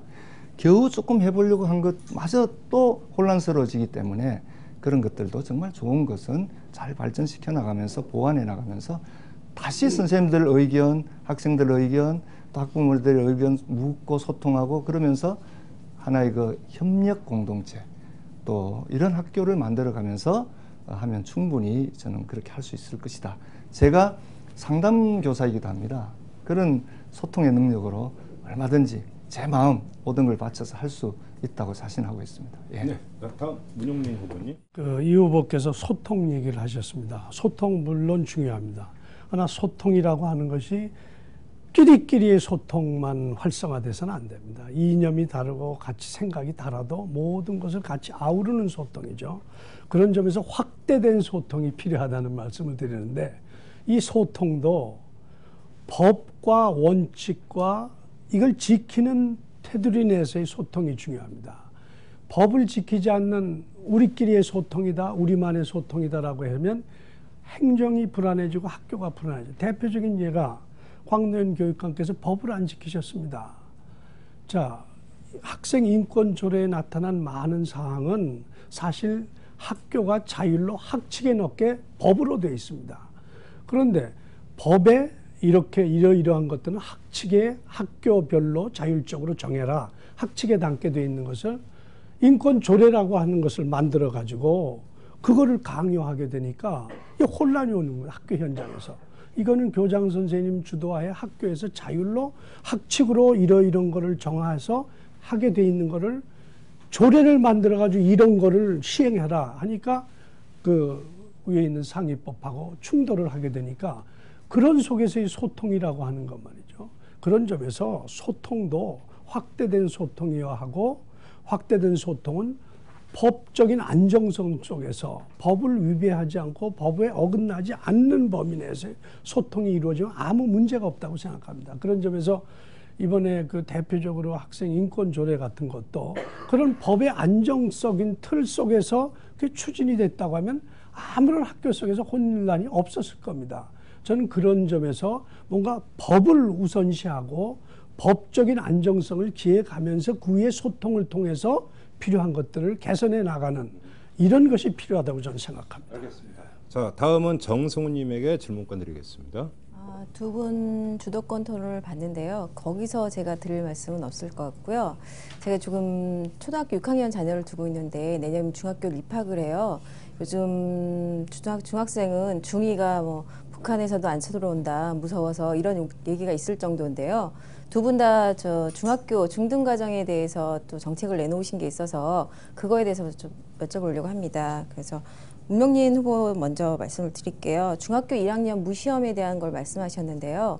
지금 초등과정하고 중등과정의 차이도 많이 나고 교과 양도 많이 늘어나서 아이들도 힘들어하는데 그래서 더 인생 설계며 이런 말씀을 하신 것 같아요. 하지만 무시험을 한다고 하면 1학년만 무시험을 하는 게 어떤 의미가 있는 것인지 그럼 1학년을 무시험을 한다고 했을 때 그러면 반발이 또 있을 것 같거든요. 그 반발은 어떻게 생각하시는지 알고 싶습니다. 예, 바로 대답하겠습니다. 이제 중학교 1학년 학부모가 곧 되실 거니까 불안한 게 많으시겠어요? 저는 이런 얘기를 들었어요. 그 중학교 1학년 때 이제 첫 중간고사를 보잖아요. 그러면 이제 중학교 들어와 가지고 있는데 아이들이 다 초등학교 때 나름대로 공부도 잘했고 착한 아이고 엄마 아버지의 귀한 아들 딸이었는데 쫙 중학교 와서 중간 시험을 딱 보니까 점수가 낮거든요. 형편없이. 초등학교 땐 경험해 보지 못한. 그러니까 아이들이 거기서 아주 충격을 받는다는 얘기를 듣고 저도 충격을 받았습니다. 아, 그렇구나. 그래서 제가 이제 안으로 내놓은 것이 초등학교 6학년, 중고등학교 6학년. 그 가운데 기점이고 얘네들이 사춘기 중간에 있다. 이렇게 하면 중학교 1학년 때만큼은 공부에 그냥 아무 생각 없이 매달리기보다는 뭔가 내 인생에 대해서 나는 아빠같이 살게 될 것인가, 삼촌같이 살게 될 것인가, 나는 어떤 직업을 가지고 살아야 되나 이런 생각을 좀 중학교 1학년 때 많이 하게 하자 하는 생각입니다. 그래서 필요하면 아버지랑 같이 아침에 같이 출근해서 같이 퇴근하고 아버지를 경험하는 거죠. 또 엄마도 경험하고 이렇게 함으로써 중학교 1학년 때 내 인생에 대한 내 인생을 생각해보는 시간을 좀 짧게나마 줘보자. 그렇게 하자면 시험에 대한 부담을 좀 줄여줘야 되겠다. 이렇게 생각을 한 겁니다. 거기서 저는 중학교 1학년 때지만 내 인생의 계획과 목표를 어느 정도 세우면 그때부터 정말로 영어 공부는 이래서 해야 되는구나. 수학 공부는 이래서 해야 되는구나. 내가 나갈 방향은 이쪽이로구나 하는 감각을 가지면 공부도 더 열심히 하게 되지 않을까. 이렇게 생각을 해서 저는 그 중등학교의 틀을 잡기 위해서 중1 때 그렇게 좀 해보자. 이렇게 제안을 드렸던 겁니다. 네, 계속해 주시죠. 이수 후보님께서도 진로와 관련된 체험을 하자 중학교 때 그래서 그런 말씀을 많이 하셨는데 지금도 진로 커리어 코칭도 있고 많이 있는 걸로 알고 교과 시간에도 있는 걸로 알고 있습니다. 그것도 중요하지만 인문학 교육도 좀 생각을 해야 되지 않을까. 그거에 대한 얘기를 따로 없으셔가지고 그 진로 교육에 대한 구체적인 거하고 인문학 교육에 대한 얘기 좀 듣고 싶습니다. 그렇습니다. 지금 문 후보께서 잘 말씀해 주셨는데 정말 아이들에게 좀 쉬게 하고 자기를 돌아보게 하고 한 그런 시간이 필요합니다. 원칙적으로 저는 뭐 문 후보님께서 한 해 정도 그렇게 하자는데 원칙적 찬성하지만 실제 말씀하시는 내용과 현실하고는 굉장히 괴리감이 있는 거죠. 지금의 여러 가지 법으로 뭐 어려운 점도 있지만 아까 말씀하신 그 일제고선 보자 그러면서 1학년 시험 없게 하자 이것도 이제 저는 좀 이해가 잘 안 되긴 합니다만 어떻든 중학교 시절이란 그런 거가 우리가 여론조사를 해보니까 애들 앙케이트를 해보니까 정말 놀랐습니다. 자기의 적성과 진로와 직업 이런 데 대한 고민이 의외로 제일 많이 나오더라고요. 그때부터 벌써 자기 삶에 대한 책임, 인생에 대한 설계 이런 것들을 하고 있다는 거죠.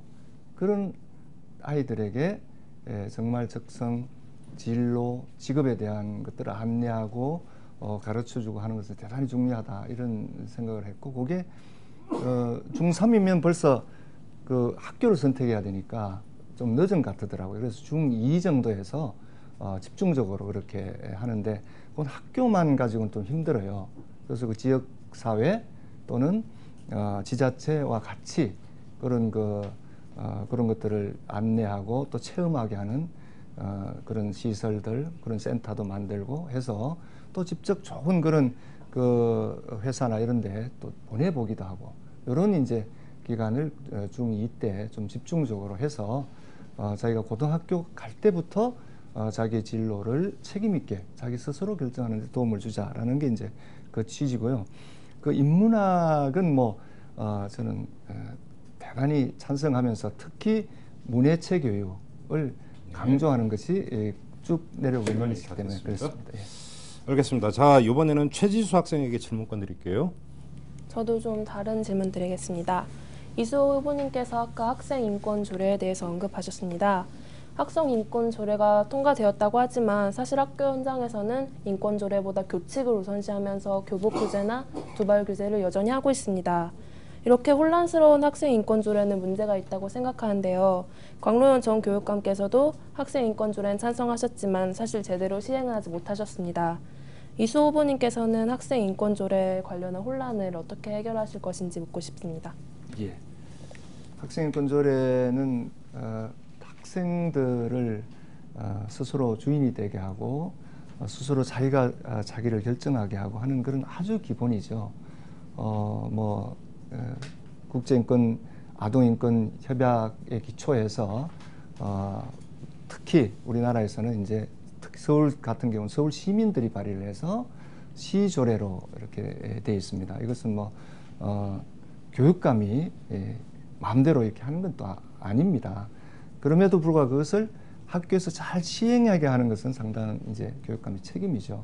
그런데 전임 교육감께서 다소 그 부분과 관련해서 학생들이나 또 교사들 충분히 여론을 수렴한다거나 또 잘 얘기를 들어서 갈등의 소지를 미리 없애고 또 마치 그것이 상충되는 것 같은 이런 것들을 좀 다 없애가면서 했어야 되는데 조금 성급했던 이런 점은 있습니다. 그래서 지금 이런 것들이 먼저 시작한 경기도 같은 경우는 거의 이제 학교에 정착을 해서 큰 문제 없이 잘 받아들여지고 있고 과도기적인 현상은 조금 우리가 진통을 겪더라도 좀 나가면 되리라고 생각하는데 서울 같은 경우는 이 혁신학교 같은 선사고등학교 같은 경우는 이런 것들을 기반으로 해서 학생, 교사, 학부모들이 서로 토론하고 공청회하도해서 협약을 맺었어요. 그게 중요하게 원칙적으로 제안한 것에 대해서 여러한 것들은 우리가 스스로 알아서 하자. 이런 방식으로 하면 얼마든지 학생인권 조례에 나온 학생들의 인권을 존중하는 것도 충족시켜주고 우리 교사들이 가르칠 수 있는 권리도 충분히 확보해 나가는 것이기 때문에 저는 큰 염려가 없다 이런 생각을 하고 있습니다. 네, 문홍린 후보께도 같은 맥락의 질문 드리겠습니다. 네. 제 친구가 다니는 학교에서는 선생님이 양말 검사는 물론 속옷 검사까지 하셨다고 얘기를 들었습니다. 저는 이렇게 학생 인권 조례를 강조하는 것은 문제가 있습니다. 하지만 최소한의 이런 인권들은 보장되어야 한다고 생각합니다. 문용린 후보께서는 이렇게 교권과 학생 인권을 어떤 방식으로 조화시키고 또 학생 인권을 보장시켜 주실 건지 궁금합니다. 예, 저는 지금 학생이기 때문에 그 학생들이 그 두발 단속하는 걸 제일 싫어한다는 얘기를 제가 들었습니다. 물론 학생도 대한민국의 시민이죠. 그래, 학생이라서 특별한 인권이 있는 게 아니고, 뭐, 사람은, 대한민국의 모든 국민은 태어나는 순간부터 아니면 태아 시절까지 인격적인 대우를 받아야 된다. 이게 어디 있냐? 헌법에 있습니다. 그죠? 헌법에 있습니다. 그리고 많은 그런 유엔 아동 헌장인 다 있습니다. 그렇기 때문에 학생 인권이라고 해서 보통 시민의 인권하고 다르지 않습니다. 그렇기 때문에 학교에서 인권 침해는 어떤 잣대를 대더라도 그거는 처벌받아야 되고 그건 금지되어야 하는 겁니다. 그런 점에서 학생의 인권, 그것이 어떤 방식으로 침해받았다고 하면 그건 안 되는 거죠. 이제 제가 그 인권 조례 얘기를 하면, 학생 인권 조례를 보면 모든 인권 조례를 보거나 우리 한국 사람들의 어떤 그런 인권을 규정하는 그 항목에 보면 언제나 뭐가 따르냐면 사람들은 이런 권리와 자유가 있다라고 얘기가 되면서 마찬가지로 이런 권리와 자유를 가지고 있으면서 동시에 이런 책임과 의무가 있다가 같이 병행이 됩니다. 우리 학생 인권 조례의 문제가 뭐냐면 그 속에 학생들은 이런 자유와 권리가 있다. 그러면서 동시에 이런 책임과 의무도 있다 하는 규정이 아주 부실합니다.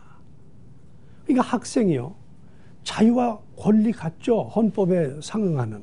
그러나 헌법에 주어진 그걸 가지면서도 동시에 책임과 의무 없이 그 자유가 되는 게 아닙니다. 그 점을 고려해야 될 거라고 저는 생각합니다. 알겠습니다.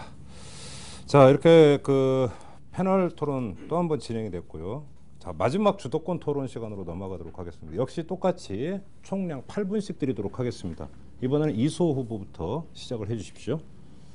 예, 그 마지막 그 학생인권 조례 관련해서 학생이 질문하고 대답하는데 그 마지막에 우리 서울 그 학생인권 조례에 자유와 권리는 있고 학생의 책임과 의무는 어제는 없다라고 분명히 했고 오늘은 부족하다 이렇게 표현을 했습니다. 조금 말이 바뀌었는데 제가 어제는 분명히 있습니다라고 했습니다. 그래서 자료를 갖고 왔는데요. 우리 서울 학생인권조례 제4조 책임과 의무를 줄여서 책무라 그럽니다. 책무조항입니다. 5항에 보면 학생은 인권을 학습하고 자신의 인권을 스스로 보호하며 교사 및 다른 학생 등 다른 사람의 인권을 침해해서는 아니 된다. 분명히 명시하고 있고요. 6항에 보면 학생은 학교의 교육에 협력하고 학생의 참여하에 정해진 학교 규범을 존중해야 한다. 라는 책무가 분명히 있는데도 책무항이 있는데도 불구하고 책무가 없다라고 하시니까 좀 답답해서 좀 그 말씀을 드렸고요. 그 문 후보님께서 저하고 이제 소위 이런 그 맞짱 토론이라고 할까요? 둘만한 토론을 계속하면서 느끼기도 하지만 그 공약을 들으면서 참 비현실적이다. 너무 현장을 모르신다. 이런 느낌을 자꾸 받습니다. 그래서 막 토론을 하면서 어떤 때는 정말 안타까워서 이게 아닌데 이런 느낌을 받거든요. 어제도 그 라디오 토론을 같이 하면서 제일 이제 그 어떤 그 공약으로 내세우는 학교 규모를 600명 규모로 해서 다 쪼개서 하겠다. 그래서 그게 어떻게 가능하시냐 물었더니 그게 그냥 뭐 새로 학교를 짓는 것이 아니라 지금 있는 대형 학교를 그냥 그대로 두고 1, 2학년은 뭐 또 다른 학교, 2, 3학 뭐 1층은 다른 학교, 3, 4층은 다른 학교. 근데 정말 한번 학교에서 가서 선생님들한테 한 번만 좀 물어보십시오. 그게 어떻게 가능한지. 그런 학교가 지금 2개 학교, 3개 학교가 그런 같은 건물 안에 있는 그런 우리 교육 문화 또는 학교 문화가 있는 건지 우리나라에. 또 후보님께서는 일본의 예를 드셨습니다. 작은 학교. 그건 저도 잘 압니다. 우리나라도 작은 학교 운동 정교조가 주장하면서 그 지방의 소규모 학교를 통폐합하는 것을 반대하고 있는데요. 정말 아름답고 좋은 학교입니다.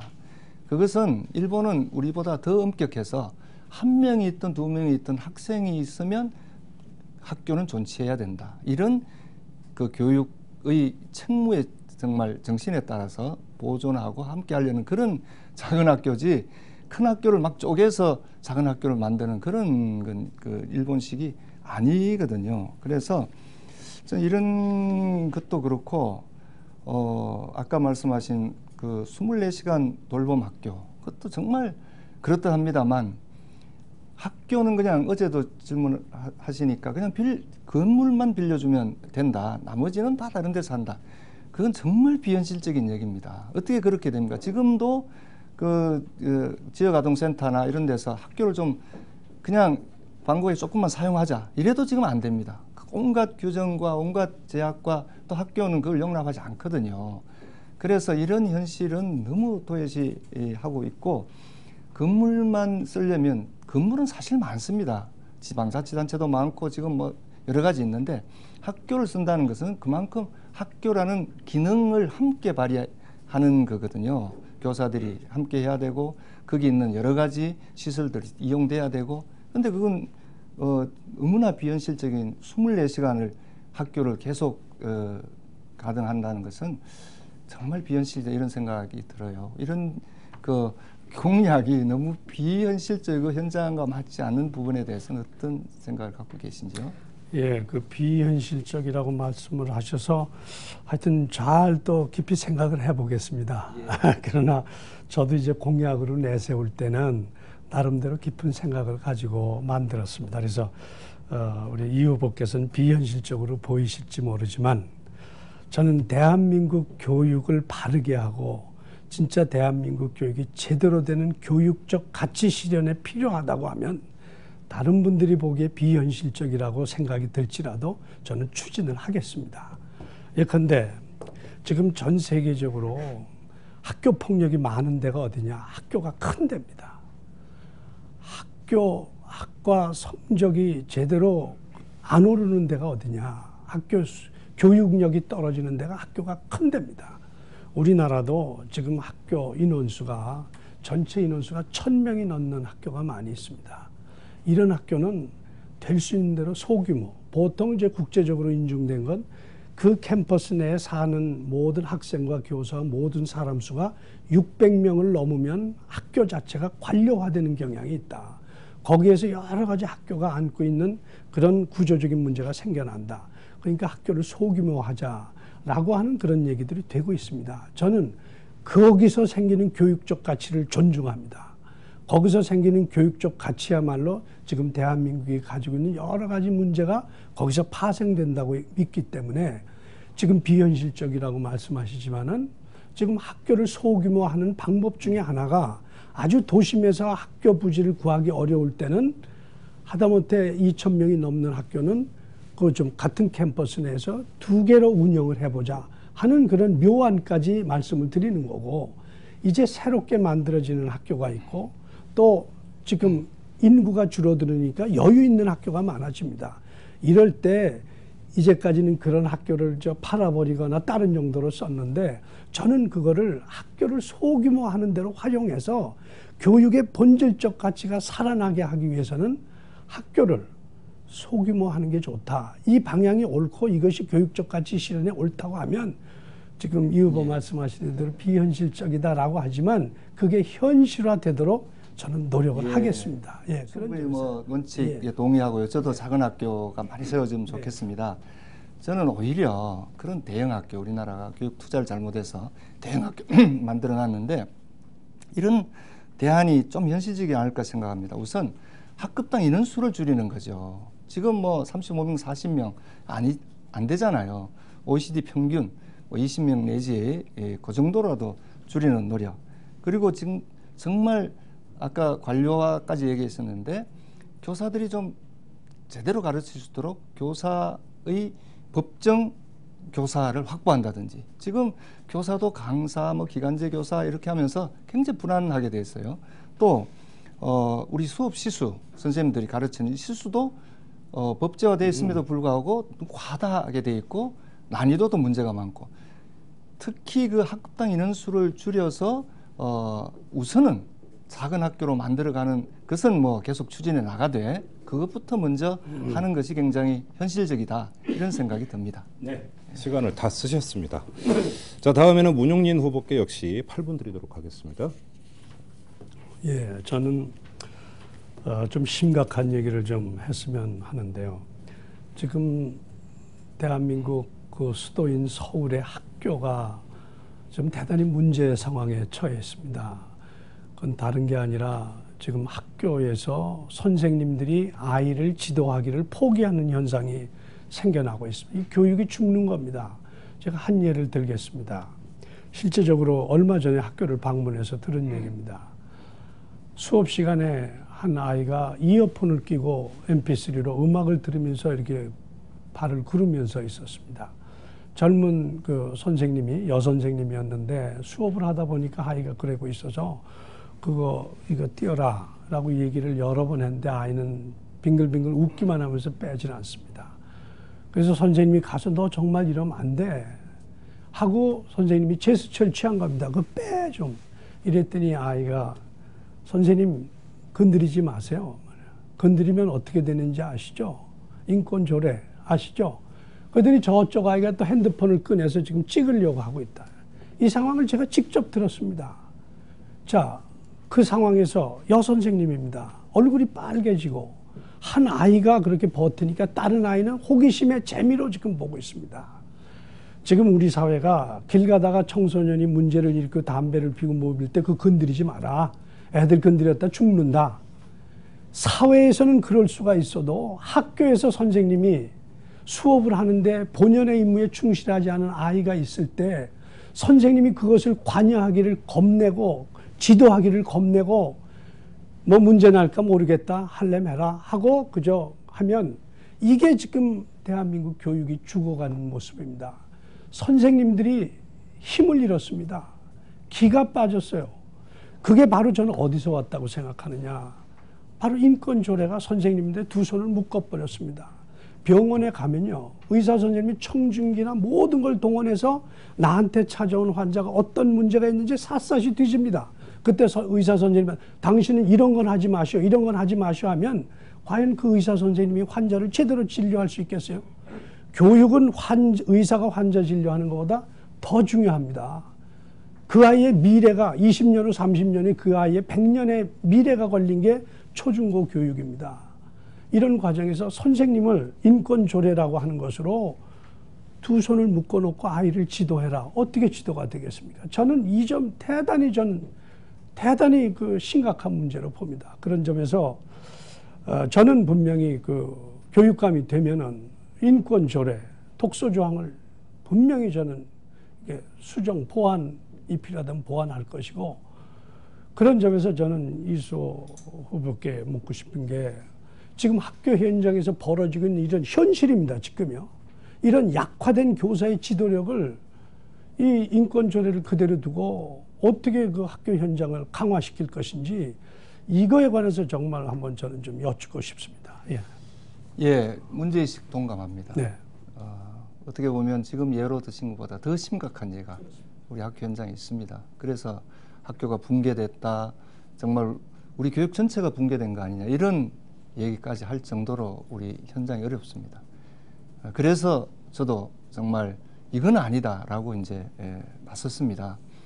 뭐냐 하면 그런 문제의식과 그런 학생들에게 우리 교사가 이제는 어떻게 관여하고 어떻게 지도해야 되느냐라는 새로운 관점입니다.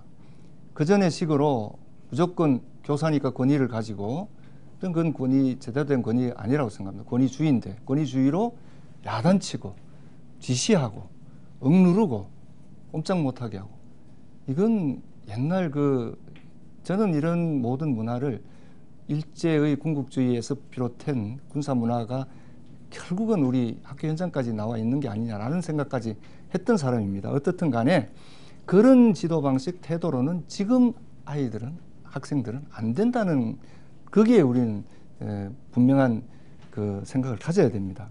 저는 학교 현장에 있을 때 그때도 뭐 시끄럽고 그런 아이들이 있었습니다. 그런 시끄러운 때도 노크를 하고 교실에 들어갔습니다. 수업하러 들어갈 때. 아이들 달라집니다. 아, 존중받고 있다는 걸 느끼고 정말 내가 인정받고 있다는 것, 자기를 알아주는 것, 이게 최고입니다. 그리고 인권 조례라는 것이 아까 말씀도 하셨지만 국제적인 문제 또는 모든 사회적인 것들을 받아들여서 최소한도 이 정도는 선언적으로 해놓는 거 아닙니까? 그걸 가지고 아까 인권조례 책무 6항에도 나와 있는 것처럼 학생은 학교의 교육에 협력하고 학생의 참여하에 정해진 학교 규범을 존중해야 된다.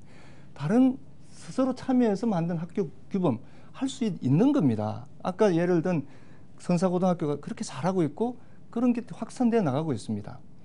지금 과정에서 일어나는 극단적 예는 그것도 중요하지만 실제로 이제는 우리 학생들을 어떻게 우리가 접근하고 함께 해야 될까를 그런 인권조례와 함께 고민해야 될 때가 되지 않았나 이런 생각을 하고 있습니다.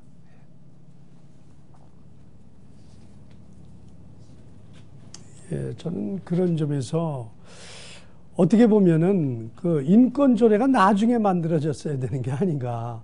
선생님들이 체벌을 하고 과거와 같은 방식으로 아이들을 지도하지 않아야 된다는 너무나도 당연한 얘기입니다. 그러나 이제 인권은 지켜야 된다. 그렇다면 불쑥 저렇게 학생 인권조례부터 먼저 만들어 놓고 너는 이런 권리가 있고 너는 인권이 있으니까 선생님이 이럴 때는 선생님한테 너는 그 거부해도 된다. 이렇게 얘기하기 전에 선생님들이 그런 아이를 지도할 수 있는 방법과 여러 가지 매뉴얼과 여러 가지를 준비해 놓고 충분히 선생님들이 흔들리지 않게 만들어 놓고 필요하다면 인권조례를 나중에 만들었어야 되는 거 아닌가. 지금 학생 인권조례를 만들 때 그거 만들면 학교에서 학생 지도가 무척 어려워질 겁니다. 많은 사람들이 얘기를 했습니다. 얼마나 많은 진통 속에 곽교육감의 그 고집으로 이것이 통과가 됐습니까? 그때 많은 분들이 학교가 붕괴될 것이다. 선생님들 그렇게 두 손을 꽁꽁 묶어놓으면 선생님들이 학교에서 클래스 수업 지도를 어떻게 할 거냐. 이 얘기가 엄청 목소리가 높았는데 거기에 대한 대책은 하나도 안 세워놨는데 지금 이 후보께서는 그런 걸 세우면 될 거다 하는데 그러는 과정 중에 학교는 붕괴가 돼갑니다. 그전에도 그런 예는 무지하게 많았습니다. 학생인권조례 없을 때도 전체 우리 사회 현상이 그렇게 가고 있는 폭력사회가 그대로 학교 들어오면서 한 것이지 그게 인권조례 때문에 생긴 건 아니라는 것은 이미 실증으로 나오고 있고요. 저는 전혀 다르게 해석합니다. 이미 경기도나 잘 정착돼 가고 있고 또 그럼 지금도 두 발을 머리를 깎고 또 학생 가방을 뒤지고 그렇게 해야 된다는 것 정말 저는 정말 인권의식이 있는지 부분이 의심스러워요. 자, 예. 시간이 다 됐습니다. 자, 주도권 토론은 여기서 마무리를 하도록 하고요. 자, 이제 질문 순서는 딱 마지막 패널 분들께 질문권 딱 한 번씩 드리는 걸로 마무리가 이루어집니다. 자, 정승훈님 질문해 주십시오. 저는 지금 두 분 주도권 토론에서 나왔던 학생 인권조례에 대한 얘기의 연장선상으로 말씀을 드리려고 하는데요. 지금 토론회도 3주체라고 해서 학생과 교사와 학부모를 모시고 하잖아요. 근데 학교 현장에서는 학부모는 빠져있다는 느낌이 많이 듭니다. 지금 학생 인권조례에서도 학부모 교육을 제대로 시켰으면 어렸을 때부터 제대로 된 가정교육이 문제인 거잖아요. 그리고 교육에 대한 정책이며 제도며 너무 복잡해요, 요즘이요. 제대로 알고 있는 부모님들이 많지가 않아요. 올바른 정보도 없고. 그래서 교과부에서 이거 어느 나라 외국 같은 경우는 부모 자격증까지도 주는 나라가 있다고 하더라고요. 국가 주도에서 하게 되겠지만 서울시 교육감으로 나오셨으니까 서울시만이라도 학교 단위도 괜찮고요. 교가부 단위에서 제대로 된 그런 정보, 올바른 정보, 그다음에 학생의 현장에서 어떻게 이루어지는지에 대한 부모 교육에 대한 생각은 어떻게 하시는지 공약엔 빠져 있는 사항입니다. 두 분 후보께 똑같이 질문 드립니다. 네, 공통 질문이니까 저 문용민 후보도 말씀해 주시죠. 지금 이제 교육감의 책임 영역이요. 유초중고등학교 거기에 이제 더해서 평생교육도 사실은 이제 교육감 책임하에 있습니다. 서울시에 있는 모든 평생교육기관은 교육감이 이제 그걸 진흥을 하고 모니터링을 할 그런 책임을 가지고 있습니다. 저도 분명히 학교가 잘 되려면 학부모들의 건전한 그 관여, 학부모들의 건전한 관심 이것이 학교 속으로 모여야 된다고 생각합니다. 그래서 사실 학교 운영위원회도 사실은 그 5.3.1 교육개혁 이거를 기반으로 해서 학교에 과감히 투입이 됐거든요. 지금 현재 보면은 학교 운영위원회가 많이 잘 되고 있습니다만은 여전히 이제 그 교장 선생님의 입김이 세죠. 그런 점을 고려해서 학교 운영위원회가 더 활성화되도록 해야 된다는 조건. 그래서 학부모들의 생각과 학부모들의 의견 그리고 학부모들이 학교를 투명하게 볼 수 있는 그런 제도적 장비가 더 좀 보완돼야 되겠다 하는 생각을 가지면서 아울러 이 젊은 엄마들도 많고 이러기 때문에 그분들을 위해서 학교와 관련된 자녀 교육과 관련된 어떤 평생교육 시스템을 좀 정기적으로 만들어서 아까 얘기한 대로 원하시는 학부모님들은 어떤 그런 제대로 된 정규 교육 과정을 만들어서 교육 받으실 수 있도록 하는 그런 평생교육 체제를 한번 좀 만들 생각도 있습니다. 그것이 바로 제가 그 서울형 학습 공동체라고 하는 것이 바로 그런 내용들을 그 안에 담고 있습니다. 예. 자, 이수호 후보님. 예, 정말 그 학부모로서 좀 건강하게 제대로 좀 주체로서 학교에 함께 하려고 하는 그런 마음들이 얼마나 정말 필요하고 귀한 것이죠. 그런데 정말 어떻게 해야 잘하는 건지 제대로 하는 건지 정말 잘 모르는 경우가 참 많아요. 그래서 저는 학생인권조례 이런 게 필요하다고 생각합니다. 학생인권조례 제31조입니다. 교직원 및 보호자에 대한 인권교육이 있거든요. 항목인데요. 교육감은 교육청 주관의 모든 자격연수에서 학생인권에 관한 교육 내용을 2시간 이상 편성해야 된다. 교사들이 자격연수를 받을 때 이 인권교육을 받습니다. 애 가방 조사하는 게 좋은지, 애를 어떻게 대해야 되는지 이런 거죠. 또 보면 사항에 가면 학교의장은 학생의 보호자에 대해서, 이게 학부모죠. 학생의 보호자에 대해서 학생의 인권에 관한 교육 또는 간담회를 연 1회 이상 추진해야 된다 라고 규정해서 이제는 학부모님들도 어떤 학교에서 학교장이 근거를 가지고 교육할 수 있도록 만들어 놓고 있습니다. 이런 게 필요한 거 아니에요? 그래서 정말 같이 참여할 수 있는 길도 만들어 놓고 또 상당한 좀 책임도 갖게 하고, 그럼 여기 모여서 정말 요즘 아이들 이런저런 아까 그런 사례들 우리가 어떻게 대하는 것이 옳을 것인가, 이런 점에서 저는 그 학생인권조례 이걸 그냥 허투루 그냥 과도기에 일어날 현상 그걸 너무 그냥 확대하지 말고 정말 그 진정성과 세계 모든 나라가 이렇게 하고 있는 것들을 잘 해서 하면 지금 말씀하신 그런 어려움이나 우리가 함께 해야 될 부분들 여기에 인권과 관련해서 너무 잘 나와 있어서 이대로만 해도 저는 잘 될 것 같습니다. 예. 네. 자, 다음은 최준수 학생. 저는 학교가 무너지고 있는 또 다른 사례로 학교 폭력에 대해서 묻고 싶습니다. 예전에 성찰교실이나 위클래스 그런 정책들이 학교 폭력의 대책으로 실시된 적이 있는데 이는 실질적으로 거의 성과를 거두지 못했다는 평가를 받습니다. 그렇다면 두 후보님께서는 어떻게 하면 현실적인 측면에서 이를 해결할 수 있는지, 그리고 학교 폭력의 원인이 어디에 있다고 보시는지 말씀해 주십시오. 이번에는 이수호 후보부터 말씀해 주시죠. 예. 심각하죠. 아까 뭐 문 후보 지적하신 그 사례도 일종 폭력이죠. 학생들의 이런 것들이 저는 기본적으로 싸늘한 이 경쟁 교육 때문에 아이들이 많은 스트레스와 이런 것 속에서 일어나는 어떤 반사회적 현상, 크게 보면 뭐 그런 것들은 서열화되어 있는 대학의 구조, 또는 양극화돼서 임금 격차가 학력에 따라서 엄청나게 심한 이런 구조, 이런 것들이 다 종합적으로 원인이 되어 있습니다. 그런 것들이 학교로 넘어와서 결국 아이들이 자기 정체성을 잃어버리고 어떻게 할지 모르면서 폭력이라는 그런 걸로 나타나고 있는데, 저는 처벌 위주로 해서는 안 된다는 생각입니다. 그것은 비교육적이고 예방의 효과도 없습니다. 그래서 처벌보다는 그 원인을 정확하게 살려서 정말 좀 더 아이들을 상담하고 시간을 대화를 나누고, 또 요즘 개발되어 있는 그런 또 프로그램들이 있습니다. 예를 들면 학교 자치법정, 스스로 법정을 만들어서 한번 해보는 겁니다. 그럼 깨달아야 되는 거거든요. 또는 또래 조정이라는 프로그램, 스스로 조정가가 돼서 친구 간의 문제를 해결해 보려는 이런 프로그램도 있고요. 그 외에도 여러 가지 있습니다. 그리고 치유하는 여러 가지 이런 데 대한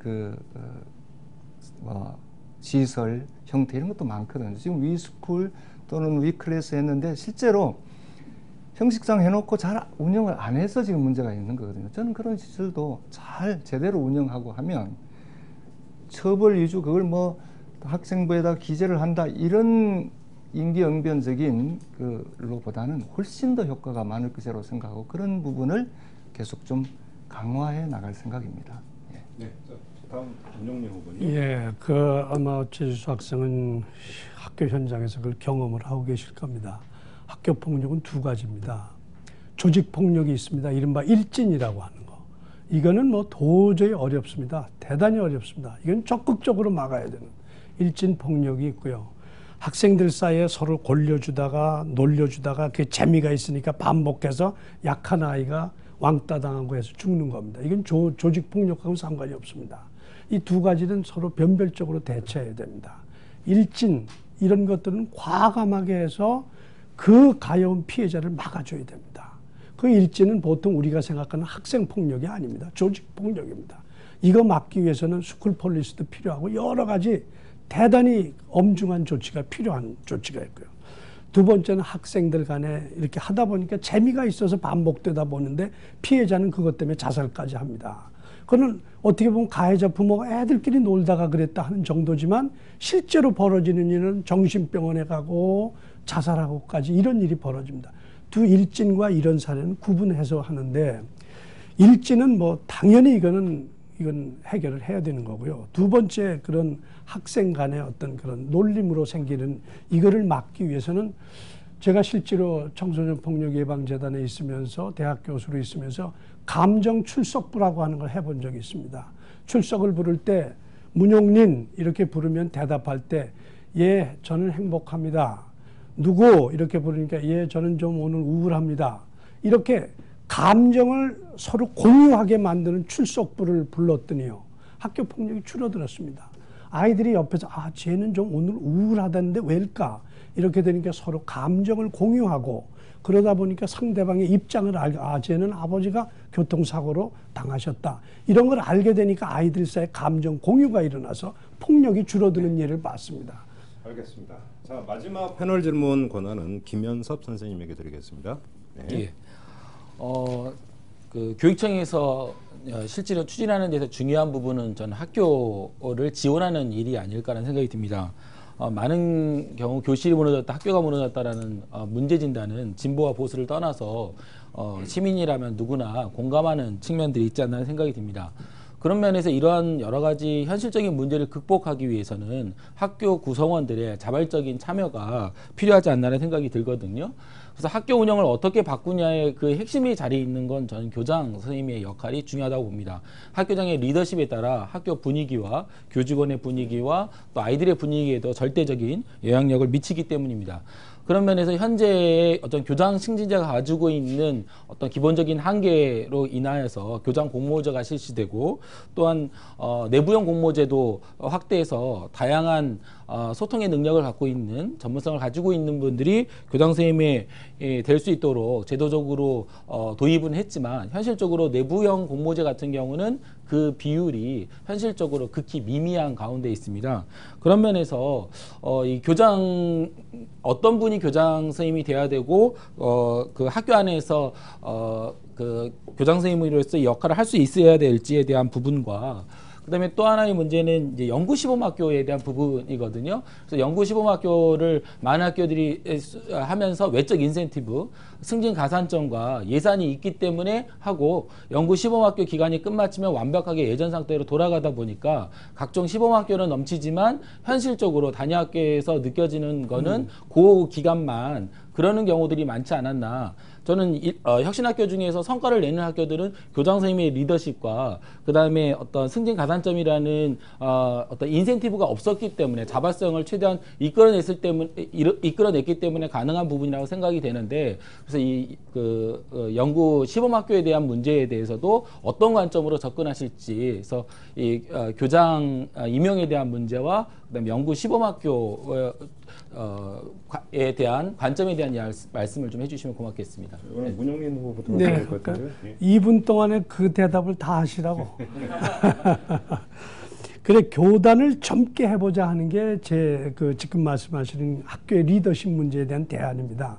너무 과도하게 교장 선생님이 모든 걸 결정하세요. 무슨 서류상의 결정만이 아니라, 자, 이번 운동회를 한다 할 때 교장 선생님은 뭐 3, 40년 동안 운동의 경험이 있으니까 머릿속에 다 있거든요. 이거 하고 이거 해서 빨리 해. 이런 리더십보다는 젊은 선생님들, 20대, 30대 선생님들을 모아가지고 이번 운동회는 당신들이 한번 해봐. 내가 적극 지원해 줄게. 이런 어떤 리더십의 변화라고 그럴까요? 이런 걸 통해서 저는 학교 교단을 좀 젊게 해보고 싶습니다. 이게 하나의 말씀드리는 거고요. 두 번째, 연구 시범 학교. 이게 우리나라의 고질적인 병폐입니다. 뭐 국가가 발주하는 프로젝트가 한두 개입니까? 그죠? 교육청이 발주하고 교육부가 발주하는 선생님들이라는 프로젝트가 수도 없이 많고, 이런 프로젝트에서 상도 타고 못 하는데 상 받기 위한 것이 많을 때가 있고, 연구를 잘해도 사장될 때가 많죠.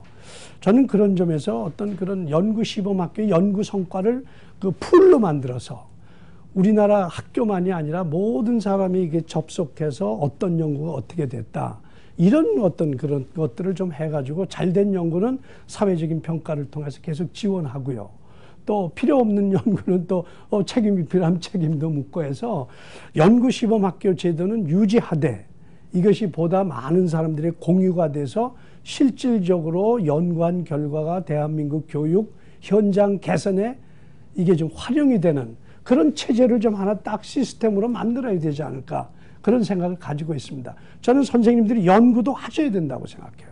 그런 연구를 바탕으로 학교 현장이 개선이 돼야 된다고 저는 믿기 때문에 그렇습니다. 예. 네, 수고하셨고요. 이소 후보님. 예, 지금과 같은 교장 승진 제도 하에서는 지금 문 후보께서 말씀하신 그런 젊은이 중심의 리더십은 발휘될 수가 없습니다. 그런 민주적인 리더십이 발휘되기 위해서는 민주적 절차나 또 민주적인 소양을 갖춘 그런 분들이 교장이 돼야 되는데, 지금은 그냥 교장이라는 그 고지를 향해서 모든 걸 점수 관리하면서 모든 걸 투자해가면서 그걸 향해서 가는 이런 이 승진 제도는 상당히 문제점이 많습니다. 그래서 그 대안으로 나온 지금 공모제 교장 제도는 적극적으로 저는 확대되고 활용이 잘 돼야 된다고 생각합니다. 그 중에서도 내부형 이 공모제, 정말 평교사도 정말 그 교직 경험 속에서 정말 잘하는 것을 주변으로부터, 학부모들로부터, 동료 교사들부터 인정받은 이런 분들이 절차를 밟아서 임기 동안 교장을 하면서 하는 게 얼마나 좋습니까? 그게 민주적이거든요. 그런 교장들이 지금 다 잘하고 있잖아요. 그런데 안타깝게도 서울은 지금 2명밖에 없습니다. 이런 것들은 좀 확대해 나가서 제대로 된 민주적 리더십을 발휘하는 게 좋겠다는 게 제 생각이고요. 연구 시범 학교, 지금 좀 너무 형식적이고 너무 낭비적입니다. 이런 탁상 행정이 성과를 위한 성과, 이런 보이기 위한 이런 것들은 저는 과감하게 축소시키고 줄여야 됩니다. 이건 현장으로 내려가면 전부 가외 업무로 떨어지기 때문에 선생님들이 숨 쉴려가도 없어지는 게 이런 과도한 연구 시범 학교 때문도 많습니다. 물론 다 없애자는 건 아닙니다. 꼭 필요한 건 하되 많은 걸 줄이고 그 남는 예산을 저는 묶어서 그냥 학교로 내려보내서 자율적으로 자주적으로 뭔가를 스스로 할 수 있는 그런 기회를 늘려주는 게 더 올바르다 이런 생각입니다. 네, 수고하셨습니다. 자, 이로써 예정된 토론 순서는 모두 소화를 했습니다. 자, 세 분 패널 오늘 고생 많이 하셨습니다. 자, 수고들 하셨고요. 이 두 분 후보님도 오늘 아주 뭐 열띠게 토론. 근데 준비를 참 많이 해오신 것 같아요. 아무튼 고생들 많이 하셨고, 근데 다 끝난 거 아니에요. 그래요? 자, 마무리 발언이 남아 있습니다. 자, 마무리 발언을 마지막으로 이제 끝내드릴 텐데, 자, 모두 발언을 이수호 후보가 시작을 하셨으니까 마무리 발언은 문용린 후보께서 먼저 시작을 하시는 게 순서상 맞는 것 같습니다. 네. 마찬가지로 2분 드리겠습니다. 네, 감사합니다. 저는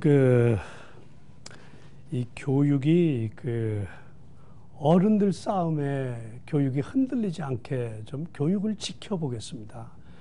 지금 우리 교육이 그동안 어른들 싸움 때문에 교육이 좀 흔들려서 사실 학생들은 착실히 학교에 와서 본연의 임무에 공부 열심히 하고요. 자기 미래를 꿈꾸면서 미래를 준비하고, 선생님들은 다른 거에 빠지지 않고 열심히 신나게 아이들과 뛰놀면서 아이들 가르치고요. 학부모는 일단 아이가 교문에 딱 들어가면 제일 안심하고, 그러다가 아이가 이제 학교에서 오면은 잘 돌봐주고, 학교가 있을 때 제일 학부모가 안심하고, 이 세 가지가 지금 잘 안 되고 있잖아요. 저는 뭐 여러 가지 공약을 제가 내세웠습니다만 사실은 그런 학교를 만들기 위한 그런 공약들이라고 저는 생각을 합니다. 그래서 저는 교육이 좀 정치에 흔들리지 않게끔 좀 교육을 보호해야 되겠다 이런 생각을 전 갖고요. 또 요즘 보니까 너무 나라를 사랑하는 애국심 같은 게 좀 줄어들었어요. 아이들에게 애국가를 불려보니까 애국가를 아는 애들이 없더라고요. 우리는 1절에서 4절까지 외우라고 하면서 사실은 그런 또 애국심도 생기고 했는데, 지금 아이들이 그런 어떤 국가에 대한 어떤 것, 또 이런 점에서 저는 나라를 사랑하고 같은 국민들끼리 정직하고 협동하고 신뢰하면서 우리 미래를 보고, 우리 과거도 아름다웠지 않냐, 이제 앞으로 더 우리 잘해보자 하는 이런 긍정적인 분위기를 우리 유초중고 학생들 사이에 풍부하게 하고, 선생님들도 그런 아이를 열심히 기르자, 그래서 대한민국의 미래를 준비하자, 이런 쪽이 되도록 하는 그런 교육감으로서 나중에 좀 이름이 났으면 좋겠습니다. 감사합니다. 네, 수고 많이 하셨습니다. 자, 다음 이수호 후보님. 네. 존경하는 서울 시민 여러분, 잘 보셨지요? 우리 학교가, 우리 교육이 얼마나 어려운가 충분히 아시고 계시라고 생각됩니다. 문제는 그러한 교육이 왜 지금 존재하느냐는 겁니다. 지금까지 수십 년 동안 그런 관료 체계 하에서, 그런 탁상에서 이루어지는 그런 정책이 여과 없이 현장으로 내려가서 현장 이후로 혼란해지면서 지금 극도로 어려운 지경에 빠져 있는 거 아닙니까? 이 낡은 체제 계속 유지해야 됩니까? 저는 아니라고 생각합니다. 이제 좀 새롭게 바꿔야 됩니다. 학생들, 우리 아이들 다 달라졌지 않습니까? 우리 시대도 바뀌었습니다. 언제까지 낡은 인권의식, 낡은 이런 생각 가지고 우리 아이들을 어떻게 가르치고 하겠습니까? 저는 이제 정말 새로운 시대에 맞게, 정말 우리가 희망을 얘기할 수 있는, 미래를 얘기할 수 있는 그런 교육으로 바꿔 간다고 생각을 합니다. 저는 지난 30년 동안 학교 현장에서 아이들과 또 우리 교사들과 또 학부모들과 함께 우리 초중등 교육을 걱정하면서 그렇게 살아왔습니다. 제 모든 것 다 바쳐서 정말 우리 교육을 꼭 새롭게 바꿔보고 싶습니다. 부족한 거 많습니다. 그러나 저는 다시 학생들에게 묻겠습니다. 또 우리 선생님들과 머리를 맞대고 의논하겠습니다. 우리 학부모님들의 그 아픈 마음, 그것을 다시 확인하면서 같이 그렇게 하도록 하겠습니다. 한 걸음 더 우리 아이들에게, 학생들에게 다가가는 그런 마음으로 기회가 주어지면 우리 교육을 새롭게 바꿔보는 그런 교육감이 되도록 하겠습니다. 고맙습니다. 네, 이수호 후보님도 고생 많이 하셨습니다. 자, 이로써 110분 가까이 진행된 서울시 교육감 재선거 후보 토론은 여기서 이제 마무리를 해야 될 때가 됐습니다. 일반적으로 그러죠. 그러니까 서울시 교육감을 두고 교육 대통령이라는 표현을 많이 쓰던데 이렇게 본다면 서울 시민은 12월 19일에 대통령을 2명 뽑아야 됩니다. 따라서 그 누구보다도 면밀한 주권 의식을 가지고 꼼꼼히 살펴보셔야 될 것 같은데요. 또 어떤 사람이 이런 이야기를 하더라고요. 다른 영역은 몰라도 정치하고 교육은 국민 한 사람 한 사람이 이미 평론가의 수준에 올라가 있다. 이런 말씀을 하시던데 따라서 주체적이고 능동적인 후보 검증, 그다음에 소중한 한 표 행사가 될 거라고 믿고 오늘 토론회가 거기에 조금이라도 참고 자료가 됐으면 하는 바람을 갖고 마무리하도록 하겠습니다. 지금까지 지켜봐 주셔서 고맙습니다. 마치겠습니다.